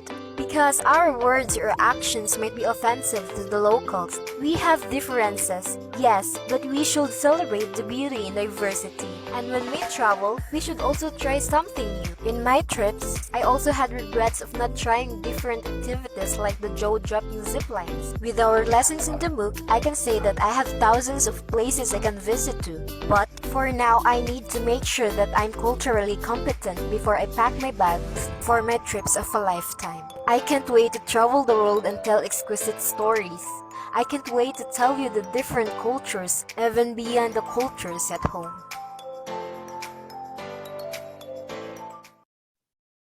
All right, so those are examples of digital stories. And as you have seen, you cannot create a digital story without exploring the MOOC, because the MOOC will also give you an idea of what to write or what to share. By the way, Dr. Galindo also highlighted that it's free. Yes, it's really free. And for other examples or samples of digital stories, you can check and of course subscribe the Friends Erasmus Plus CBHE. So there are different videos there. Again, I guess they have hundreds of digital stories being uploaded from different countries. So just check, no, online. So I guess that's it. Thank you everyone for lending your ears. I hope that you will join us in exploring the MOOC, and of course, I'm expecting as well that you get to share your story through the digital story. Thank you, CTU, and thank you, Dr. Galindo, as well. Thank you, Ma'am Eds. So how I will send it to you online. For you online. Okay, so we'll deliver this to you online. Thank you very much for your time and expertise and then sharing to us. I'll give the floor to Ms. Glessel because we have changed the part of the program. So, Ma'am Glessel, please. All right, thank you, Ma'am Eds, for sharing to our MSU IIT students about the IECD MOOC and how to get their own intercultural passport holders. At this juncture, I would like to call Dr. Dora Megan to present her presentation today. She will be talking about the global competence awareness, career opportunity, and self-development. The floor is yours, ma'am. Thank you. Thank you very much, Glezel. There you go. I mean, this era is very promising for all of you because you're given this privilege to go anywhere you like. And as previously said, you have this intercultural passport that can take you anywhere. So very specifically this afternoon with me, you are going to be learning something about global competence. I know it is a very nice topic because all of you would want to be globally competent, okay? So on the first slide, you have here career and self. You might be asking yourselves now, what kind of career you're envisioning for yourself? You see, we are highlighting here career and self because we are seeing this great relevance between the two of them, okay? The kind of career you envision for yourself is very important, and the kind of self as well that you have to tie to your career in the future is very important too. So you couldn't be isolating career and you couldn't be isolating self. You have to have these two work hard together. Good afternoon once again, MSU IIT people. And this afternoon, I would say welcome back to this wonderful discussion. Okay, early on, you were having this video, and perhaps for quite some time, your mind is wandering away. But I have to say, you have to get back to your positions now and listen very carefully. Okay, global competence awareness, career opportunity, and self-development. Here comes the most important question. Are you globally competent? You have here the word you highlighted again because we think that it should be you and none other else, okay, who has to be very responsible for what you will be in the future, okay?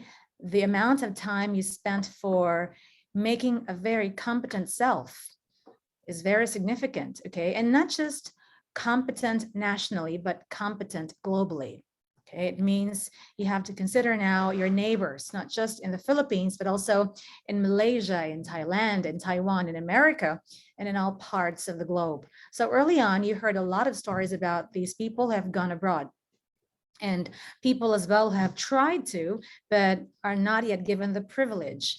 As for Cebu Tech, we actually began this campaign in 2015 when our president imposed his wonderful vision, and that he wanted Cebu Tech to be a what? A world-class university. That is very much a positive campaign for all of us because we want to also see what is on the other side of the world, okay? So it should be you who should be globally competent. You have to own this responsibility. All right, so before I continue, I would say, please interact with me. If you have something to say while I talk, you can share whatever that is. Okay, kindly confirm. Are you still there? Are you still with me? Say yes if you're still there. Yes, ma'am. Wonderful. Okay, that is Kyle Patrick as well saying yes on the chat box. Wonderful. Can I hear some yes from the audience this afternoon? Are you still there? Are you still with me? Yes, ma'am. That's wonderful. That's from Lendio as well. Okay, that's wonderful if you are always sharing your ideas, especially with me this afternoon, because we get to know what you're thinking as we speak. All right, next slide, please. So Veronice and Anthony shared a brilliant idea about this global competence. And very specifically, they said that global competence is the capacity and disposition to understand and act on issues of global significance. We were saying that, speaking of disposition, that requires you to question yourself.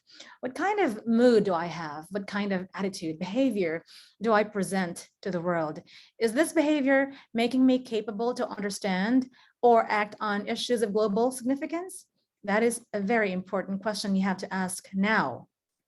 If you're not yet ready to respond to that question, you can ask that question later on and respond to that as well in your spare time. So your behavior matters a lot here. You couldn't be globally competent if you are not sold out to the idea that right now you need to land a good job. And how do you do that? Of course, you have to understand so many constraints. When we say constraints, these are problems around you. And by the way, please take note that this problem you're experiencing in the Philippines is not just happening in the Philippines. It's also happening in some parts of the globe. Mind you, this war between Korea and Russia, sorry, not Korea, but yeah, there's an ongoing war between North Korea and the rest of the world. And they're specifically talking about this ongoing war between Russia and Ukraine. This problem actually creates a domino effect, okay? So that we are saying whatever happens there will create ripples, okay, to the rest of the world. And because we are in the Philippines, a third world country, we are so vulnerable to all these things. At some point, do you feel this problem going to your head? Like this person, Vladimir Putin, for example, who destroys peace of the world. At some point, does he linger in your mind? Anyone in the group, say yes if he does linger in the mind. Yes? At some point, do you question why is this guy doing this chaotic stance? All right, Clint John, thank you for responding yes. We couldn't deny the fact that really this man has some agenda, but we have to understand, probably we have to dig something and do some research. Okay, does that make you globally competent? The answer is obviously yes, because when you say political issues, that concerns you and me. Okay, anything that happens around the globe, that concerns you and me. Imagine this, if there's really World War III, you couldn't be doing internationalization. We at Cebu Tech are quite afraid because, you know, if Putin would say that there's World War III, what will happen to the boot camp? What will happen to, you know, intercultural passports? What will happen to our dreams of going abroad? All of these will be halted, and we don't like that. But right now we are telling you, whether or not there's a war, you have to be ready always, okay? Is it amenable? Do you agree that whatever happens, you have to be always ready with your passport? Anyone? Yes, say yes, please. Don't say no, because this is really important. Okay. Thank you. Thank you for the confirmation. Okay, next slide, please. This is really important, according to Veronica, that we have to know the key elements, okay? There are 4 domains of global competence. And in the violet portion, you have there taking action, but you couldn't take action if you haven't done the first, second, and third steps. First, we look into the world, we investigate the world. How do you do it? Of course, you go beyond your immediate environment. You don't just look around you. It's very simple. Local problems are always there. What about national problems? Always there. What about international problems? Always there. So all of these elements are so significant that you cannot let go of any of them. Okay, you have to know a bit of your local problems, a bit of the national problems, and we have the upcoming elections. Perhaps you're trying to wonder now, who will you vote for the May 9 elections? And internationally, you have this war once again. You have this current situation in America. We have the Black Lives Matter. You have these haters of the Asian race. All of these factor into your decision to make in the future. Okay, you have to recognize perspectives as well. When I say recognize perspectives, it's really something that you have to pay attention to more closely, because you could not compromise. Okay, whatever your culture is, you have to understand it with respect to other cultures. It doesn't mean that because you like K-pop so much, you have to transform yourself into one of these K-pop idols and forget about your own culture.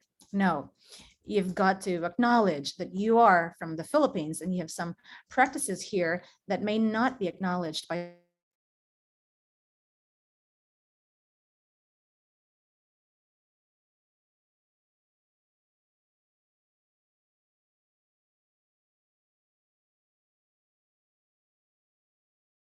particular culture to be able to appreciate it. Okay, among the Japanese people, they're so respectful. Before I continue, can you still hear me? Glezel. Yes, ma'am.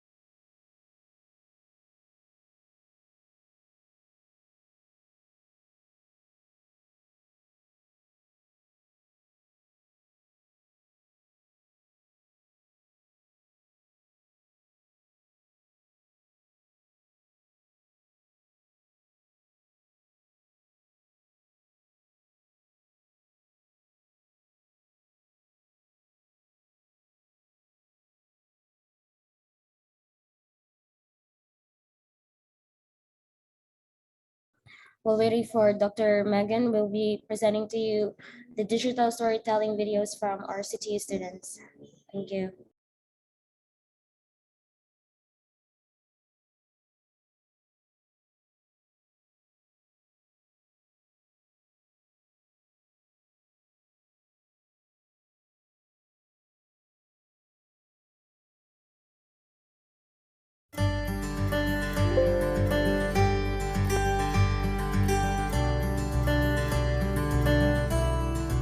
Every one of us has his or her own story to tell, based on our experiences and our perspectives throughout our lives.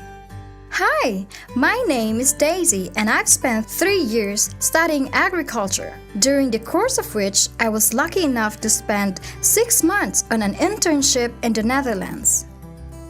Today, I'm going to talk to you about my intercultural journey and share what I discovered, how it made me feel, and how it has affected my views in the field of agriculture.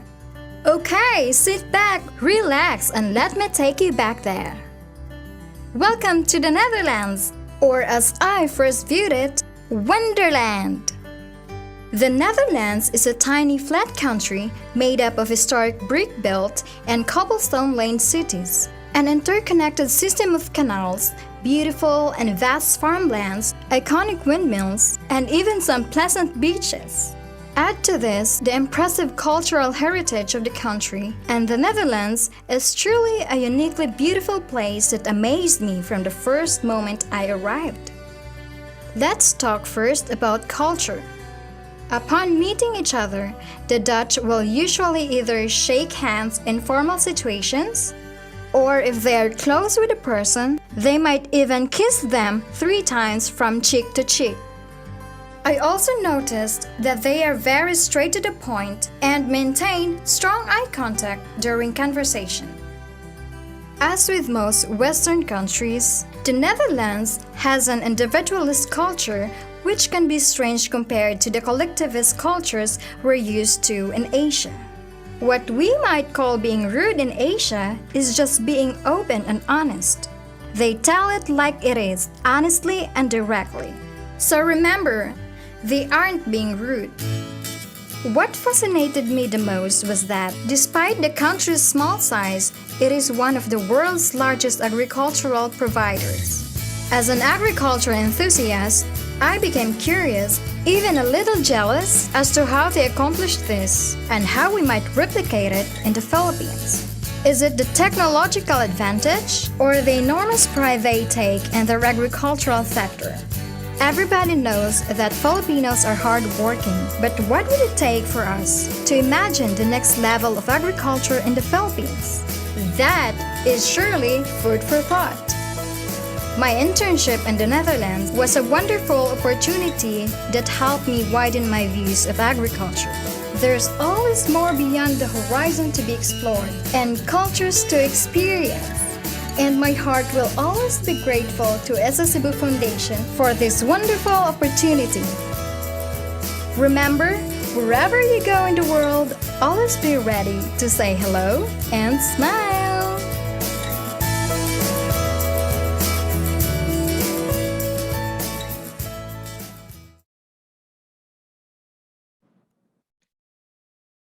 Hello, Glezel, I'm back. Can you hear me and can you see me as well? Yes, ma'am. Okay, once again, MSU IIT people, I so apologize, I sincerely apologize. We are experiencing some technical problems, and I promise I wouldn't be leaving you anytime soon. So please bear with me and kindly continue the presentation. I sincerely apologize once again. Okay, kindly confirm, students, if you can hear me right now. Say yes if you can hear me. All right, thank you, Lem. Thank you very much. All right. So early on, I was talking about the key elements or the 4 domains. We had discussed about investigating the world you are in right now, recognizing perspectives. For example, if you're in Korea, okay, or in the case of Daisy Torino, she had gone to the Netherlands and experienced there some wonderful cultures of the people. They don't simply shake hands, they kiss each other on the cheeks. That might not be okay in our culture, but you have to understand that in their culture, it is what they do. Okay, once you get there someday, at least you have an idea as to how to greet the people there, okay, for those people who are quite close to you. All right, you have to communicate ideas. How do you communicate them? Of course, you will share what you have learned in some parts of the world. You have to echo them to your classmates, to your family members, to your friends, to your teachers, relatives, and so on. This way, you are doing what they're calling globalization. We are making sure that everybody in this world is engaged and is allowed to know what happens on the other side of the globe. Okay, is it very difficult? The answer is no, it is very simple. You have to simply use your language, okay? Acknowledge that this particular culture you have recently learned is very important and significant, and put across to your friends or people who are interested to listen to you. And that is when we could say you could take action. What is that? What does that mean? It does not simply mean that you're observing something and you're knowing something. Okay, it's more important if you act upon it. You do a very tangible thing. Okay, for example, you're noticing some victims, or you believe that there are a lot of victims in the Haiti earthquake. What do? Some of the millennials now do some advocacies online. They encourage their friends to donate. Okay, you're using now technology to campaign for these things, and this is very important. Have you tried doing this? Anyone in the group? Have you tried doing advocacy online and supporting causes? Say yes if you did before. Or if you haven't, okay, that's wonderful. Kyle Patrick, you did something about it. That's wonderful.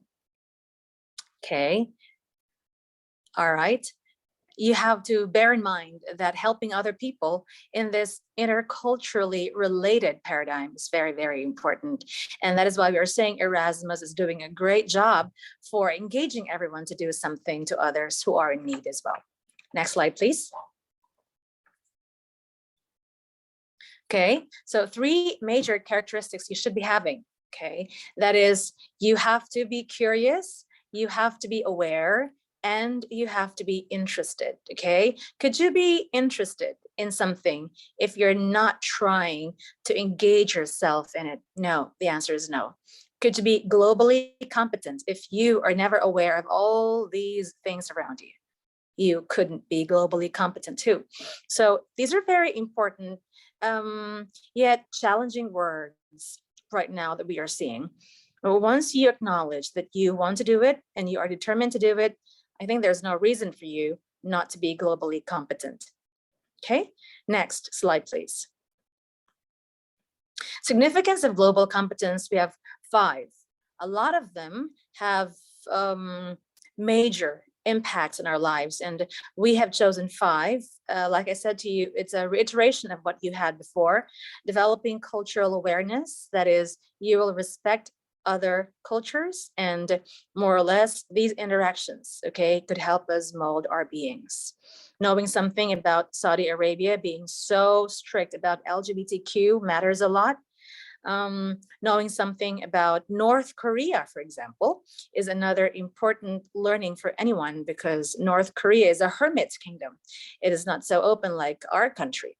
So knowing something about it is very significant moving forward. Another is it facilitates harmonious living in a multicultural community, or in multicultural communities. We are thinking about a diversity of culture, the different colors of the world as we speak. Our culture is very colorful to some. The British culture is very cold. The culture of the Americans is very aggressive. So in every culture, there's a different flavor. There's a distinct taste, and we are trying to understand these different flavors. Okay, so that there's what? There is open-mindedness to emerge in our beings. The last one, it capitalizes on inherent interconnectedness in digital spaces. Like I said to you early on, there's this use of technology. If you want to call a friend, of course, you can do it in one click or in one tap on your phone. If you want to communicate something to your friends abroad, you can just post on your Facebook account or social media account. And that is very practicable right now. Okay, but there is one thing to be done. Okay, be very sensitive with whatever you say, because it matters what you say on Facebook. It matters what you say on the social media sites. Okay, you have to care about global issues, but you couldn't be hitting on personalities. You couldn't be destroying or defaming personalities. Now, there's a clear line between expressing your opinion and taking care of different cultures of the world. Are you following my point? Say yes if you're following. Yes? Are you following the logic here?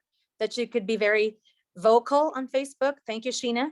Okay, you could be very vocal on Facebook, but you have to bear in mind that you are having a lot of people, okay, looking at this at that post, and whatever they say about that post would create repercussions, or whatever you post initially could create repercussions or consequences. So it really pays if you are globally competent. Next slide, please. And by the way, it is my last information for all of you. Okay, 5 reasons why global competence matters. Again, a reiteration of the previous one, but it's more emphasized here. The idea that problems and opportunities in number 1 go alongside each other. Okay, you cannot just say to be globally competent, you will always have the privilege of having opportunities. No, you have to also immerse in problems, because your being competent is tested once you face problems. Okay, number 2, it is a new generation that we're having right now. Therefore, we have different skills from this generation. I think you've heard of jobs like cyberbackers, or you have heard jobs such as virtual assistants. And these are new jobs, by the way. These are interesting, and that any of you could be doing them. It pays good as well.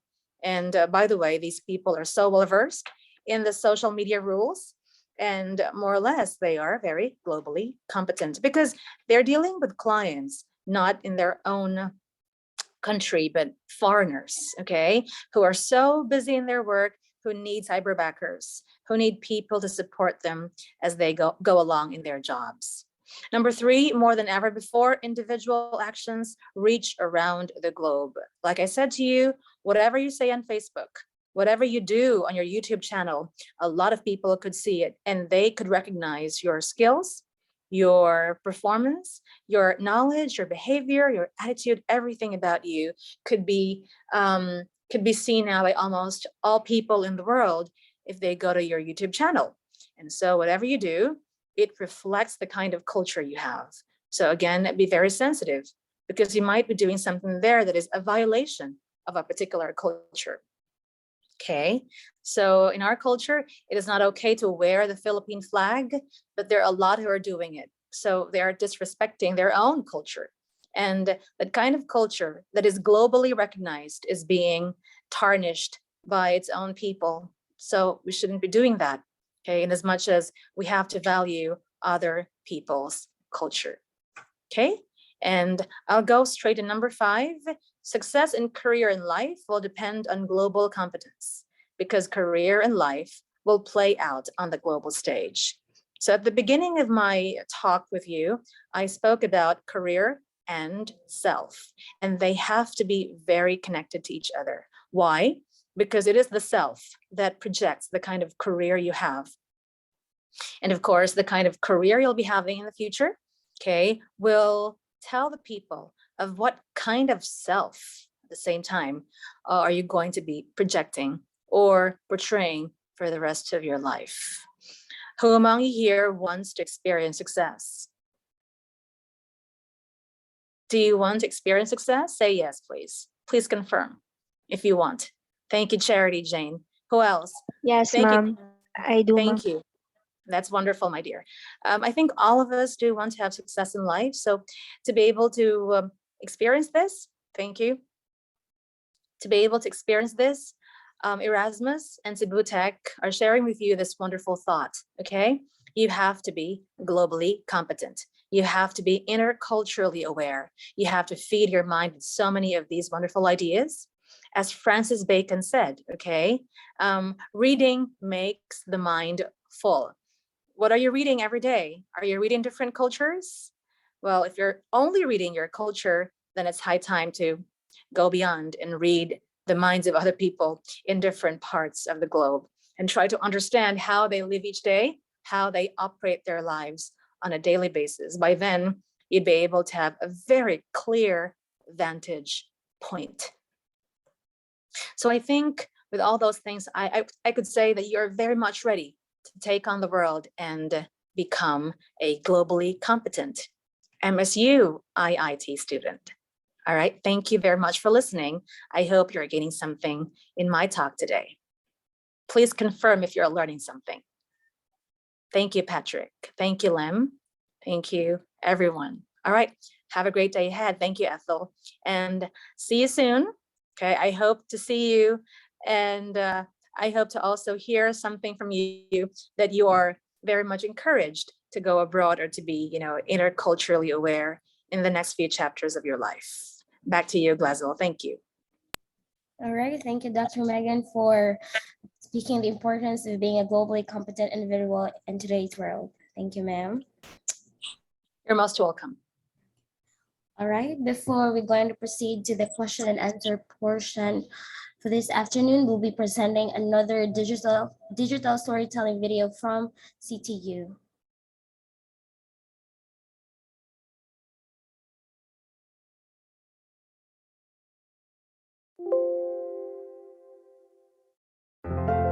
According to an African proverb, the stranger sees only what he knows.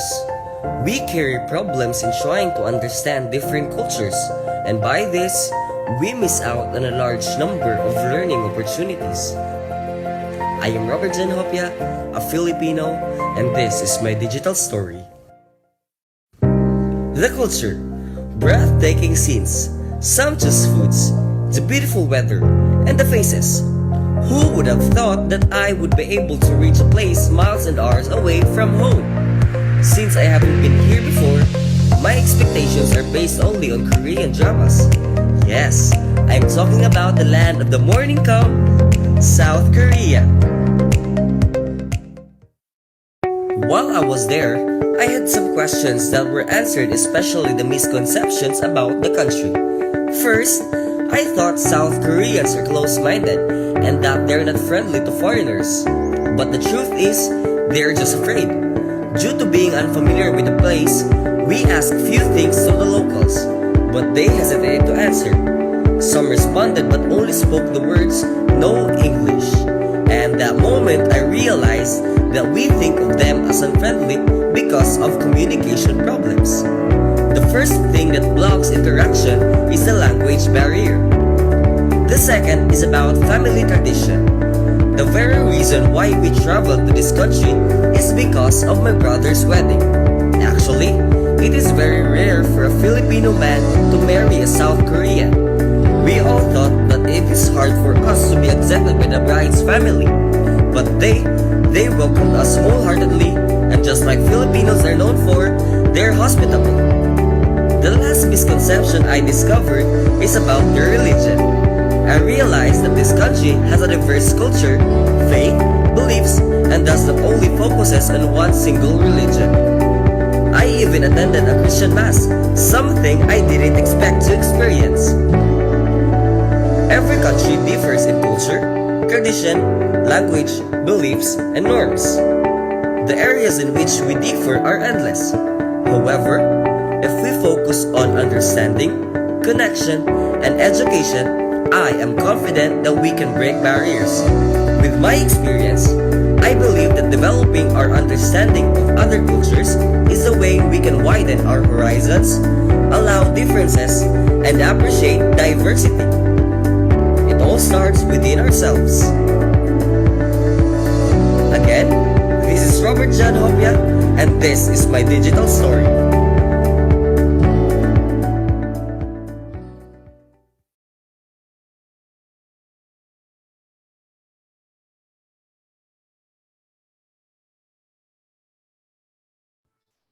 All right, those were the digital storytelling videos of Daisy and Robert from CTU. They are one of the 4 students who will be representing CTU in the upcoming Erasmus Plus Friends boot camp in Bulgaria.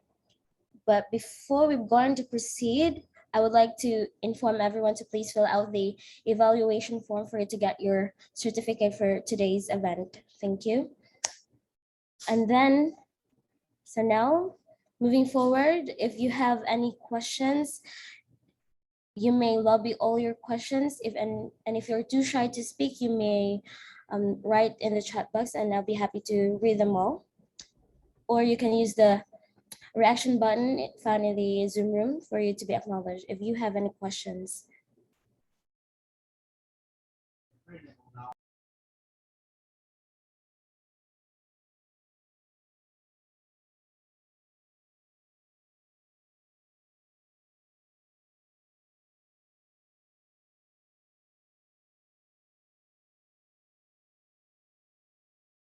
Okay, students, if you have any questions, you may lobby those questions now.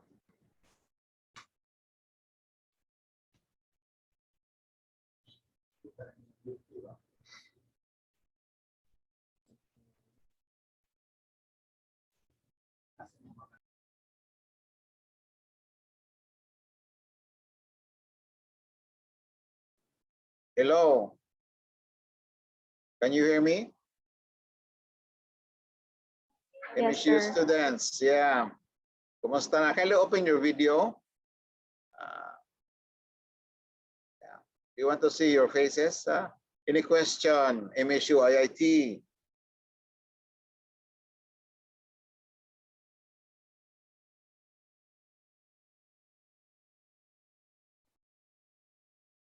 Dunay question?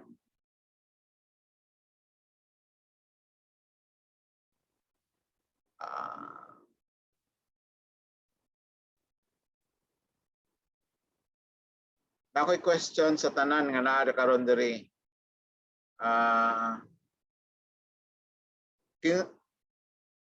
Kinsa may dunay passport na ninyo diri nga kini nga group nga karon naa. Kanang yung passport dili tong intercultural passport.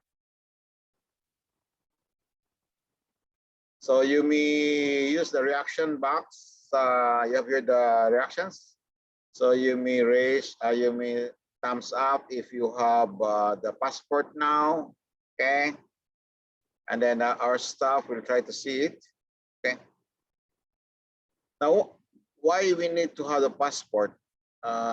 Well, although we are going to pay this personal payment niya and to transact online, but anytime after your graduation, so unless you're graduating today at this semester, and then mo graduate mo, we don't know that you will land on a Japanese company, European company, or American company. So, ang pangutana din if you are sent abroad for trainings and even for ato ang imong location, ato ka magtrabaho, then most likely passport is really needed. And for mobility, of course, you have the passport. If you go to a particular country, then you are going to get the visa. So that will be the next step. So I presume ang tanan diri, ang tanan nakasakay ng aeroplano. I-assume na lang ako, nakasakay ng aeroplano tanan, barko. So na may uban nga nakakaroon wala gid kasakay aeroplano, ang ila bus or kanang may siguro kanang boat. But airplane, well, of course, pagkakaroon, looking at the COVID issue, it's not just easy to travel. When I traveled to Thailand last week with our vice president for partner meetings, I have to prepare not only the passport, the airfares, but also the Thailand pass. I have to secure the Thailand pass, seeing to it that I have to na ako'y certificate ng vaccination card and back certificate of the country. Fully vaccinated ko sa first dose, second dose, and even I have my third dose, katong booster. So aside from that, physically fit ka, you have the may kinahanglan og visa. So you have to apply for Thailand pass. The Thailand pass, kanala ko i-share no, latest ko nga travel na ko during COVID. So to secure the Thailand pass, seeing to it that you have the flight details, you have the box certificate, you have the passport, and then the passport should be kanang valid. Meaning to say, wala na siya mo expire from about 3 to 6 months before ka molarga. So dapat valid imong passport. So and then with that, you can secure the Thailand pass. The Thailand pass is before you board the airplane padulong sa Bangkok, diri kas Manila. So Cebu, Manila is domestic. So ang ilang pangitaon da siguro din kanang vaccination card. And then pagabot sa Manila to Bangkok, you cannot board the plane without the authority to travel. Kung naka sa government, kay travel documents. When you say travel documents, automatic na lang passport. And then doon na kay card nga filapan para sa immigration. And then of course doon na kay itinerary bale. So na kay asa ka padulong. So what you're going to do is to show to them that you have the Thailand pass. And then when you reach Bangkok, ang hitabo karon sa Bangkok, pag-abot na mo dito sa Bangkok, dili diretso ka mosuroy, no? Dito lang ka sa hospital para kuhaan ka og test. So naal siya RT-PCR. And then since our trip will be going to Chiang Mai, Chiang Mai is about 1 hour from Bangkok by plane. Pero by boat, by bus, siguro mga 8 to 9 hours ang travel. So nag-take me of plane. Now the meeting was April 18, and then we arrived at Bangkok April 19 ang meeting, but we arrived Bangkok 18. So diretso mi sa hospital, gikuhaan mi og RT-PCR swab test bali diri sa ilong do. And then with that apil pagyud ang imuhang diri baba, no? Duha man ang ilaha dili lang sa ilong pero apil pa ang baba diri, kuha sila dito og specimen. And then wait for about 8 to 10 hours, ay pa ang results. So kung positive ka, so mabilin Miss Bangkok. Dili mi ka-attend sa meeting. So glad, we thank God for that. So nag-negative ang mga results.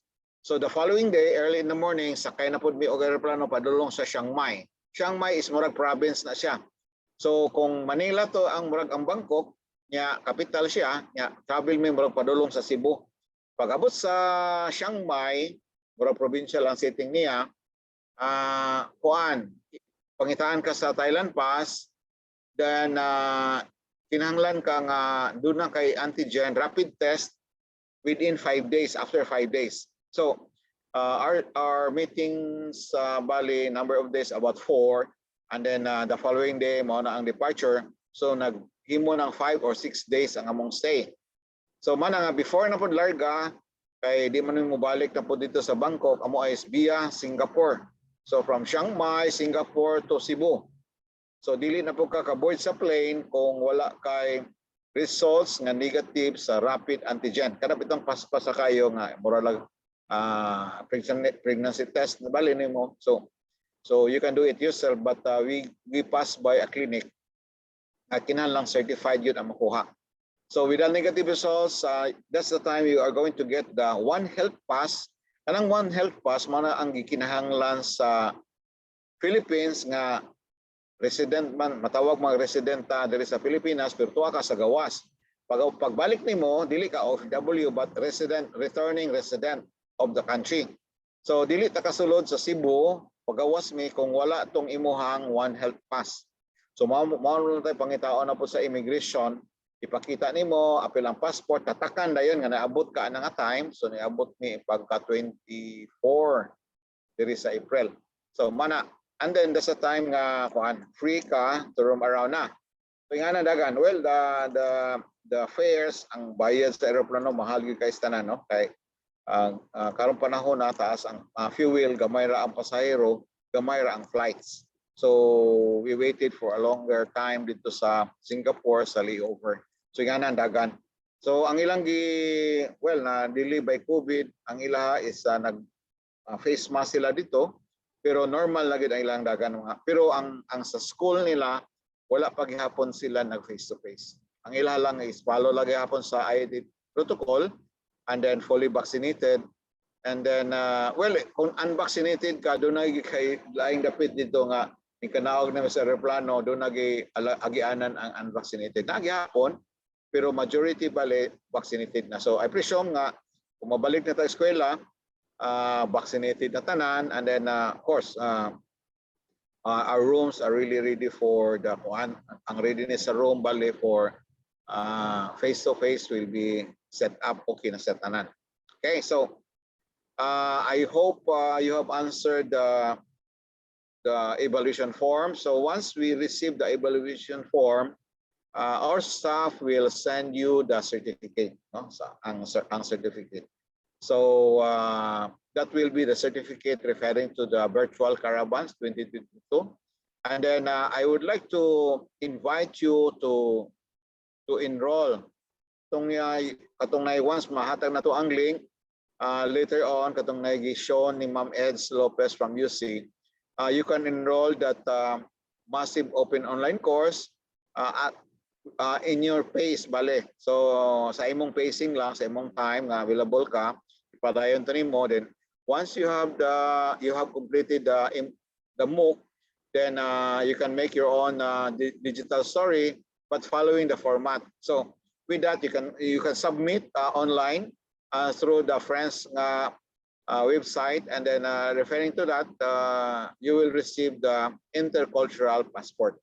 So we don't know when you will be looking for jobs and land on jobs where you will be asked, do you have some experiences referring to internationalization, or how do you connect with other countries? So that might be placed in some interviews, and it will be easier for you to tell na you have been exposed for this MOOC and digital story as well as internationalization. So this is all about developing your profile. Now actually manggod, I know IIT guys, mga students din one siya kanang I would say nga bahin og IQ, bahin sa intellectual quotient ninyo taas-taas bali mo. I was there. So ang ako lang din nga nasod mo sa IIT, I know nga you really deserve that. Kaya doon na may grabe ang admission phase even for the retention, no? Din napita. And with the performance of MSU IIT compared to the rest of the universities, you belong to the top universities in the country. So kami gasunod rami no sa MSIT na mas taas no. And well, I know you also have other world rankings, and even for we belong to the same fostering world class universities where we undergo the QS ranking, and we also received the grant. I met some of you guys din sa MSU IT during our meetings in Chad. So I hope you will go for the enrollment of the MOOC and then finish it. And then, well, that one is free of charge. Wala na siya bayad. And I believe with your talent. Ang karon magod every month, we represent CTU in the circle of industries. Well, I also met some of the faculty from MSU IT attending the meetings on the linkages, particularly sa CP, no? CP. This is a semiconductor association among industries, and part of the member universities ana ang CTU, MSU IIT, University of San Carlos, University of San Jose Regulators, and others. So with that, I asked the HR. Ako lang na i-share ninyo. How come i-hire ang among graduates? Okay, how come I will hire you? So, although ang uban, wala pa yung confidence kay, wala lagi, 2 years kung nga disrupted ang learning. 2 years, bali nga, wala face-to-face ba, murag, nawala yung confidence of himself or herself nga, murag, wak ay siya salig. But well, anyway, dili raman ikaw, all of you, bali, under ani nga niagi sa kanang pandemic, and even pa, kamo may batch, I think you're in the first batch of the Keto 12, kamo ba? Graduating mo mo tanan dere? Anybody? Or first year pa mo, second year? Excuse me? Hello? Third year, sir. Third year. So OGT na mo karon after aning SM? Yes, sir. Okay, so allowed na ba mo mag-OGT or face-to-face din ha? Some, sir. Okay, so among gi-work out diri nga na may face-to-face OGT na po even online, no, depending man sa exposure. So second batch mo sa Keto 12, and then we want to really see to it nga ma-internationalize ang program sa engineering kay there are times nga ang hitabo mo karon ang work bali wala man nahitabo nga ang trabaho na diri sa ato ang country. Ang hiring nasa gawas, naman gani uban nga mga estudyante na mo diri nga nagtrabaho online, and then they are employed outside, and then some are also employed sa international companies. So di na ka-importante ang exposure. So with that preparation, I asked the HR, the human resource officer, why you are going to hire our graduates. Number one, once you are a graduate of engineering program, wala na mo matter sa uban nga school kay graduate mo sila sa accredited mga program sa CHED. So kamo sa accredited sa CHED.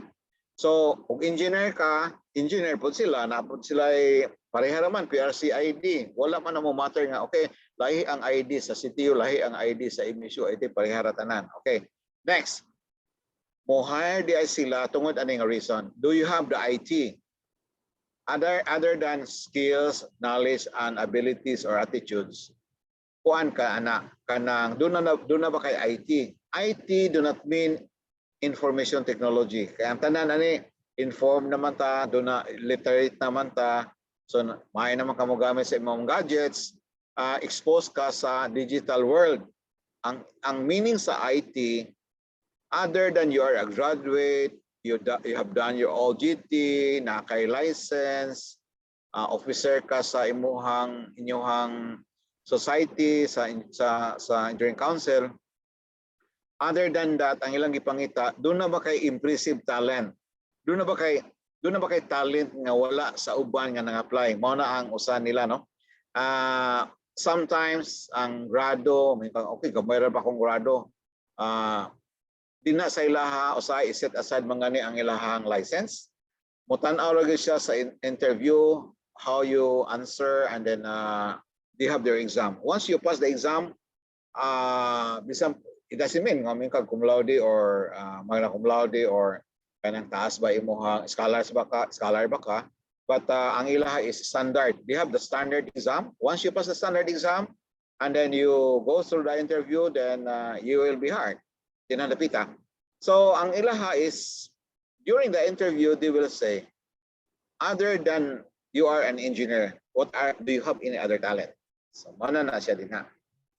Asa man ka nga passionate ka nga other than being an engineer, other than being an engineering student, unsa may lain nimong skills, unsa may lain nimong talent. So mao na ang mo shine ka. Well, of course, naman gihapon competition sa kuan. You will be competing with each other when we apply. Pero mo shine ka tungod sa imong impressive talent. So mao na ang answer sa HR. So we have to develop ang exposure, ang development sa profile, importante yun kayo. So if you are really a research-driven student, you want to dig deeper, then I think you want to learn more skills, develop, enhance, and then try to go deeper, then I think you will be at par and then you will be on top. So climbing the mountain is not by using your hand or using your head. It's all about using your feet, climbing the stairs up. So it is all about faith and endurance. So what matters here is all about faith and endurance. If you have the faith and endurance with spirituality, with God with you, then you will end on top. I hope you got the point. Actually, we cannot do it alone. We need others. We need others to help us. We need to share views. We need their experiences, and then you try to ask, and then try to learn from their answers, and then well, failure may not be. You will not be used to have the failures, but there are a lot of learnings in failure, and then you go through the success. So well, sometimes we fail once and then twice, maybe thrice, and then you just keep on going to your way, never lose hope, and then with God's guidance, and you can really reach your goal. So third year, you may have your OGT. You try to see to it that you will land on a particular industry. This is you are passionate enough, and you will learn something out of it. So on the job training. So either online, the virtual, or the physical one. So we need to connect with each other for CTU and other universities. And then I'm happy your dean, Noel Istoris is my friend. And the rest of those guys in the faculty, COE faculty, I was there the last time I was there was 1999. Last year, 2000. So that was 23 years ago. So do you have any other question? Before we need to have the photo of Ma'am Glisel. Yes, sir. So no more questions, participants, or any clarifications, especially on the IECD MOOC, the intercultural passports. Please confirm if you don't have any questions. So our time is 3:28 and we are glad. So wala man na question, no? Wala na. Okay. Wala na. Okay. Well, you can reach me out through my email. You can even contact your dean and then or chairman, and then try to connect with us. So Dr. Maglasang, Jonathan Maglasang is with us here, and yeah, and then we try to connect with the MSU from now and then how we hope that we can visit ILIGAN again. We plan to have a benchmarking in ILIGAN, but it was postponed due to the pandemic. And we have the caravans. We are selecting universities to be in this caravan. So with your presence, I think, Ma'am Glisel, you have taken the pictures. Kina? Okay, I'd like to request everyone to please open your cameras for the photo opportunity. Wala bang nag-check attendance na, no? Check attendance mo gini sa o klase pa, check attendance kay hatagan o grado na. So, well, wherever you are, on sa imong position din ha, manudlay bataan ni, naniud to na ba mo, nag-snack sa mata, so feel at home, no? I hope you are doing well din sa inyong dapit. Balance yun, dili lang magsige og kuan lingkod niya kanang dula sa computer kay according to study, ang obesity sa mga estudyante ni increase. Nagkadako ba ang level, nakataas. And then ang hypertension sa mga estudyante, bata pa, taas na og BP, no? Kinahanglan ko ang BP, so dapat aside from attending classes online, okay, kuansat ka nang active sa nag-biking ba ka din ha, stationary bike while attending the classes and doing Zumba on sa pailain nimo nga buhaton din ha, nga stretching, balance nutritional importante kay well actually akong family naman sa medical side. According to the studies, taas gani gihapon ang level sa incidence sa obesity, hypertension, cardiovascular disease tungod kay wala kay trabaho, nara ba galingkod. And then besides, depression is really high at this level kay murag wala bitaw ka na use nga ang social, wala naman ka nakahibo nga suri-suri na din ha with your friends, so ana siya. Okay, Ma'am Glisel, kindly take picture. Okay, all right. Requesting. Smile, sad. Smile, your sad. cameras, students. Labi na makayo ang mani din ha sa Chidins, okay? Naapoy, well, I missed the food in ILIGAN. 1, 2, 1, 2. Smile. Smile, good. Okay, next page. Okay, next. Okay, 1, 2, 3, smile. Smile. Okay, good. Okay, ang makapataas sa kinabuhi, smile ra gyud. Huwag may bayad ang smile. Okay. Okay. Next. It's done, sir. Okay, done. So on behalf of the Cebu Technological University, the City of Friends Project, with Erasmus Plus Friends Project, we would like to extend our heartfelt thanks and gratitude for your time, attending this. I would not say this is not a class, but it's all about internationalization at home and exposing you to massive open online course. I know you are familiar with that. If you're really good in TikTok, well, TikTok don't have the formality, but for making the digital storytelling, medyo formal na siya, nagi siya format, and which is really acceptable. All the copyrights and everything, ang time frame na siya tanan. So at this point in time, thank you very much, Ma'am Glisel, our staff, Glisel, kanang naa din ha, no? Glisel, si Glisel na siya. And then Sheila May, Caravans, and also Ma'am Ez was our guest speaker from University of Cebu, Mamagan. From the bottom of our hearts, thank you very much. God bless us all. I hope you will have your OGT and you will finish your course with flying colors. Regards to everyone in MSU IIT and to your dean and all the faculty members. You might be attending not because of you are forced to, but instead your time is really important to us. God bless us all. Bye-bye. Thank you. Bye-bye. Okay, so you can leave the room now, and then don't forget to submit your Evaluation form. Okay. Thank you. Thank you so much.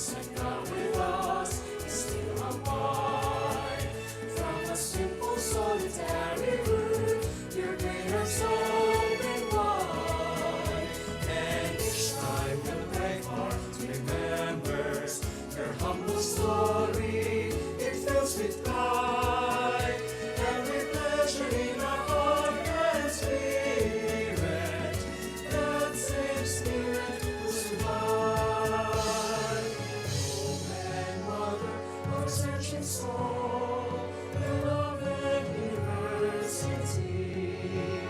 Though humble our goals, their earnest way ensures our means to be truly free. Through our relevant tools, to harness Earth's resource, and your patient technology, we will march at the front in the war against want, and make kind heaven let this be, and make kind heaven let this be. And onwards to certain with boldness we set our course. From a simple ordinary folk we bring fanatic force, learning to set out in new directions, ambitious goals for the generations that are yet to be, fullness of life and dignity.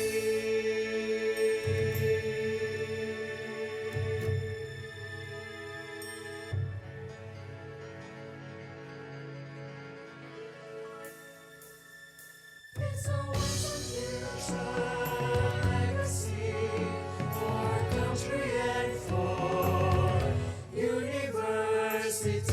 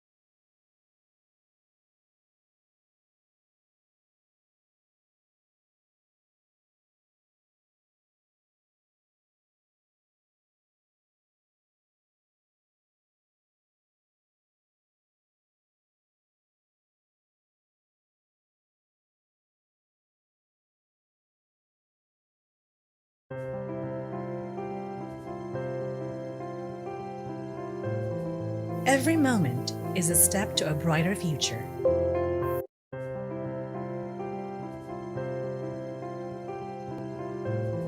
Every moment is a step to a brighter future. A good plan today is the key to a better tomorrow. The Cebu Technological University is a premier state university providing advanced professional and technical education to future industry leaders. With recognition for its quality education, CTU has conquered the future of the young generation. The university adapts to a multidisciplinary technological approach, integrating research, community engagement, and sustainable practices. In support to the Philippine government and the United Nations Sustainable Development Goals, CTU also focuses on the upholding of Hablon making, climate change initiatives, and more.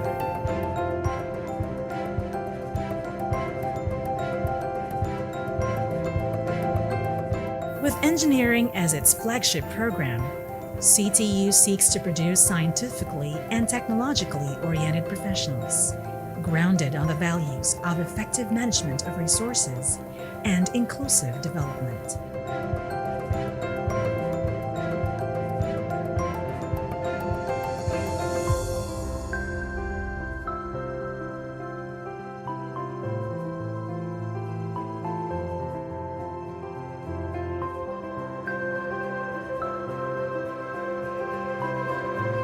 As a state university, the school believes in equal access to quality education for all.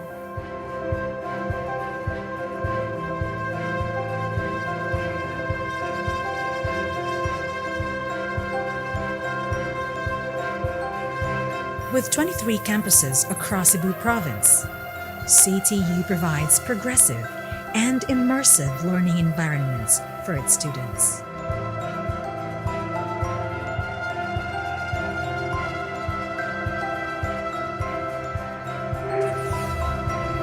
CTU provides an enabling environment by investing simultaneously in its infrastructure, facilities, and technologies.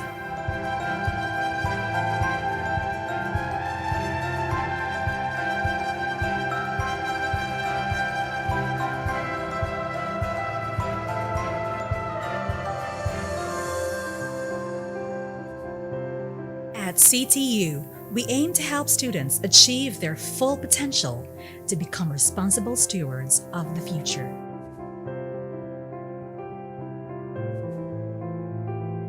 So come and claim your future with us at CTU.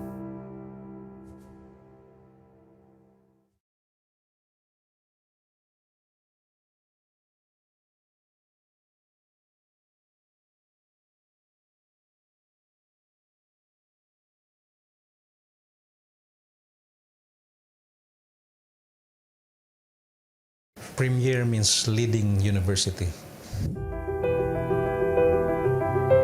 The enduring commitment to be of genuine service is what truly defines an institution. 10 years have passed, and the unrelenting stance of Cebu Technological University, like a fire unquenched, is vivified today as we commemorate its 11th founding anniversary as a university. From its humble beginnings to what it is now, we have witnessed an evolution that withstands the test of time, echoing the premier perspective alongside the unwavering faith to take on whatever impedes one's determination. In 2009, the beacon of hope shed light on the State College's path toward becoming a university. It has its clear direction right at the beginning to nurture the gift of helping people and the government which it serves. Since then, it has lived up to its mandate by carving hallmarks of excellence by previous leaders. What followed years hence are more stellar visions by one man. In 2015, Dr. Rosine Ancheta Jr. took office and began the metamorphosis which has drawn support from everyone concerned in taking strides to advance knowledge and skills. Its clear invitation for more students to develop themselves within its walls is manifested in simultaneous construction of facilities in Cebu Province, where more than 20 CTU campuses sprawl. The expansion shows multiple points on the map that now describe the once tiny state college nestled at the heart of the Queen City. In a second term of office granted by the Commission on Higher Education in 2019, much more have been laid down to exemplify the many things one man and his constituents can do to reflect such a vision of human innovativeness in the face of adversity. Embarking on a distinctive management style, CTU is now the forerunner of creative thinking that spells out quite a number of research initiatives. The hosting of its first National Research Congress conveys more proof of resilience to better prepare for whatever comes next. Dialogic strategies to better understand the context of University 4.0 have led to its exploration of the many facets of the present era. While maintaining positive relations with think tanks, the President leads in staying productive. Major trips to various parts in Asia, North America, and Europe provide a glimpse at everything worth emulating. This translates into more ways of augmenting the living standards so that the locals most especially are persuaded to take part in programs that guarantee their future stability. Added to this milestone is the drive for food security, which accentuates the significance of human survival. These technological initiatives silver-line the seemingly dull climate of hardships that a majority face since then. Increasing its capacity to be of great service to clients, degree programs are added and have since diversified the specializations, giving birth to more opportunities that very well change the fabric of culture. These have opened doors to students and faculty whose ulterior goal is to herald the values ingrained in them. There is not a word to describe how the process of innovative thinking has led CTU to where it is now. The simple truth is that CTU stays the course and will forever be indebted to its support system. From students who rack up titles in the international, national, and regional levels, to faculty who epitomize great leadership and progressive thinking, no one can question the alliance it has forged with a society upon which it constantly draws inspiration. On its 11th year, Cebu Technological University is and always will be leading the premier way.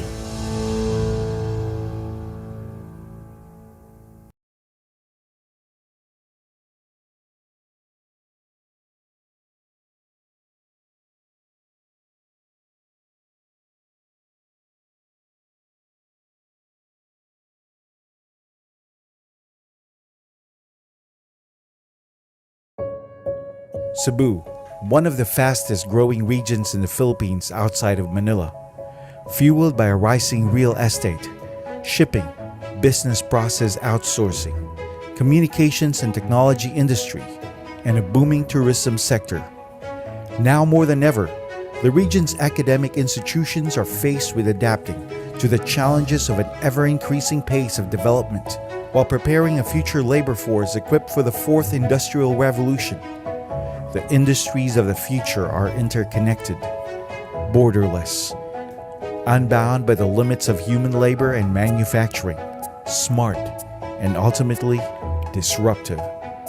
With this milieu, the pioneers of Cebu Technological University's Industries 4.0 program are forging a path guided by the university's mission and mandate to be the region's premier technological university. A journey paved with many little early successes. Here are their stories. I could say that this facility, the Fab Lab and the FIC, which are shared service facilities of DTI with the leadership, of course, of our university president, is a success story, a big part which is relevant in Industry 4.0. Our graduates are at edge. Our engineering students who are now at present having their on-the-job training in industries are readily hired by the industry because they already have these skills. They know how to run or operate these equipments that are relevant in the modern technology.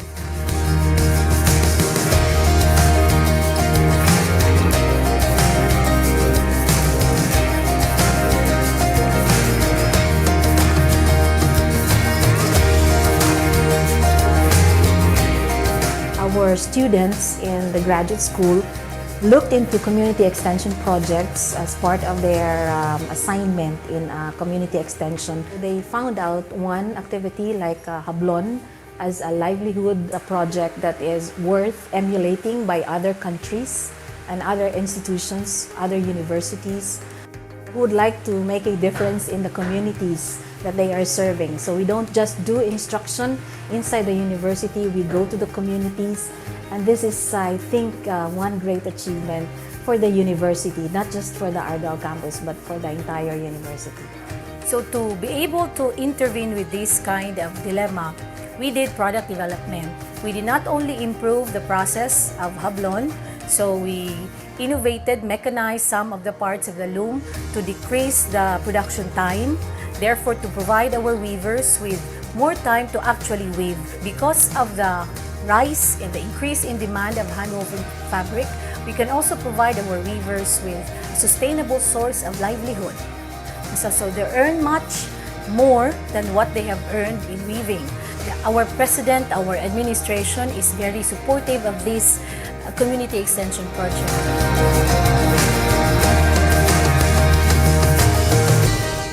The university researchers are involved in the policy-making process, such as the policy on food safety.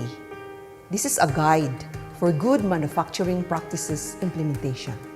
CTU leads in providing more knowledge and technology creations, policies and programs through partner collaborations with industry, and people empowerment. We are very proud of this. This is state of the art with good facilities and enough budget for us to do quality research. With the thrust and the programs of our president, we are actually gearing towards the realization of Industry 4.0 in Cebu Technological University. Every institution have their own data, have their own information, but with Industry 4.0, there would be connectivity in all of those data. So we could be able to share what we have here to other agencies in other countries. CTU received various awards and recognitions from prestigious universities and organizations. The top utility model filed and the top registered utility model from 2009 to 2018. We have already produced more than 10 utility models, and we have already applied for more than 20 utility models for the innovation products that we have done in the center. And we also were able to publish articles in accredited journals for ISI and CHED, which is very crucial in a university status.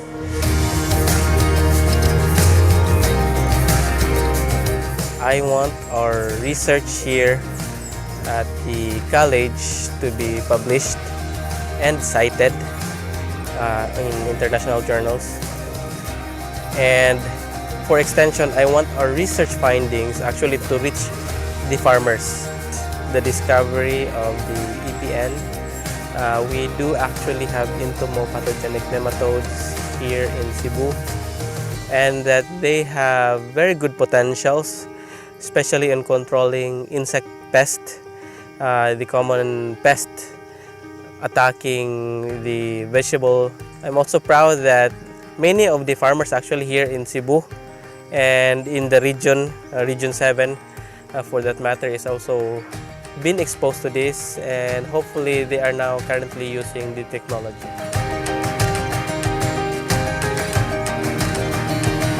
This NICER, or the NIT Centers for R&D in the region, is funded by the Department of Science and Technology Grant and Aid Program.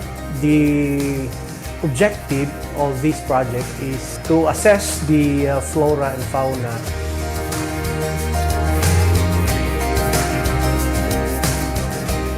Kini siya, part gini sa among mission na amo i-inform ang community of the urgency and the need and our responsibility as people na kinahanglan nato i-address gud ang climate change. And you know, the direction of the university is to convert the university into research, innovation, and smart university. Cebu Technological University is poised to lead the way as the premier technological university in the Philippine South.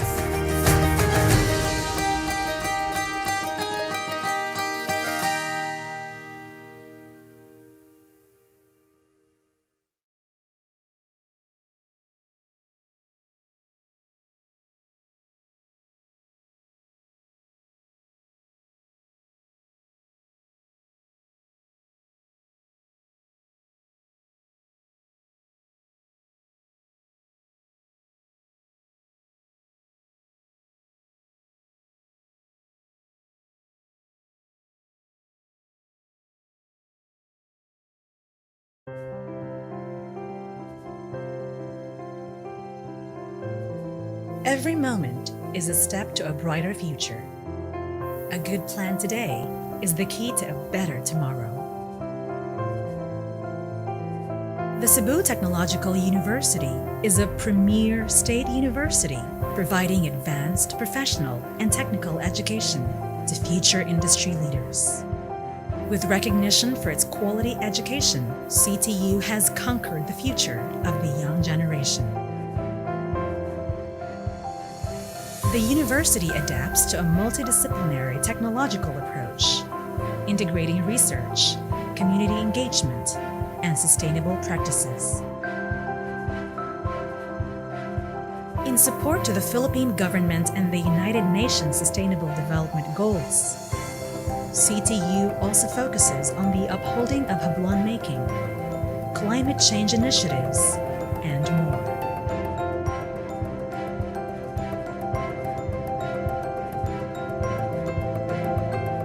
With engineering as its flagship program, CTU seeks to produce scientifically and technologically oriented professionals, grounded on the values of effective management of resources and inclusive development.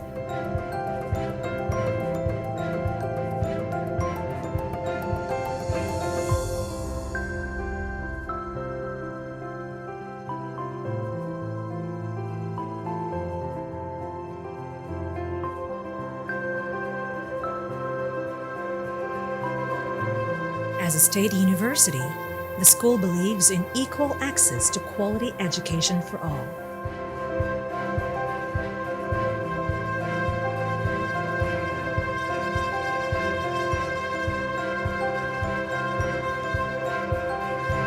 With 23 campuses across Cebu province, CTU provides progressive and immersive learning environments for its students.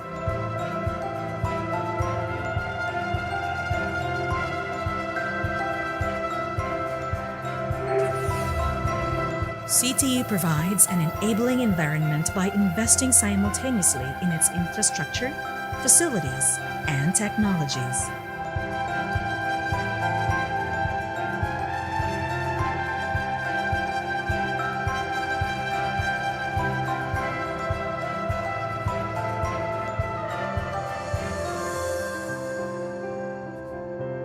At CTU, we aim to help students achieve their full potential to become responsible stewards of the future.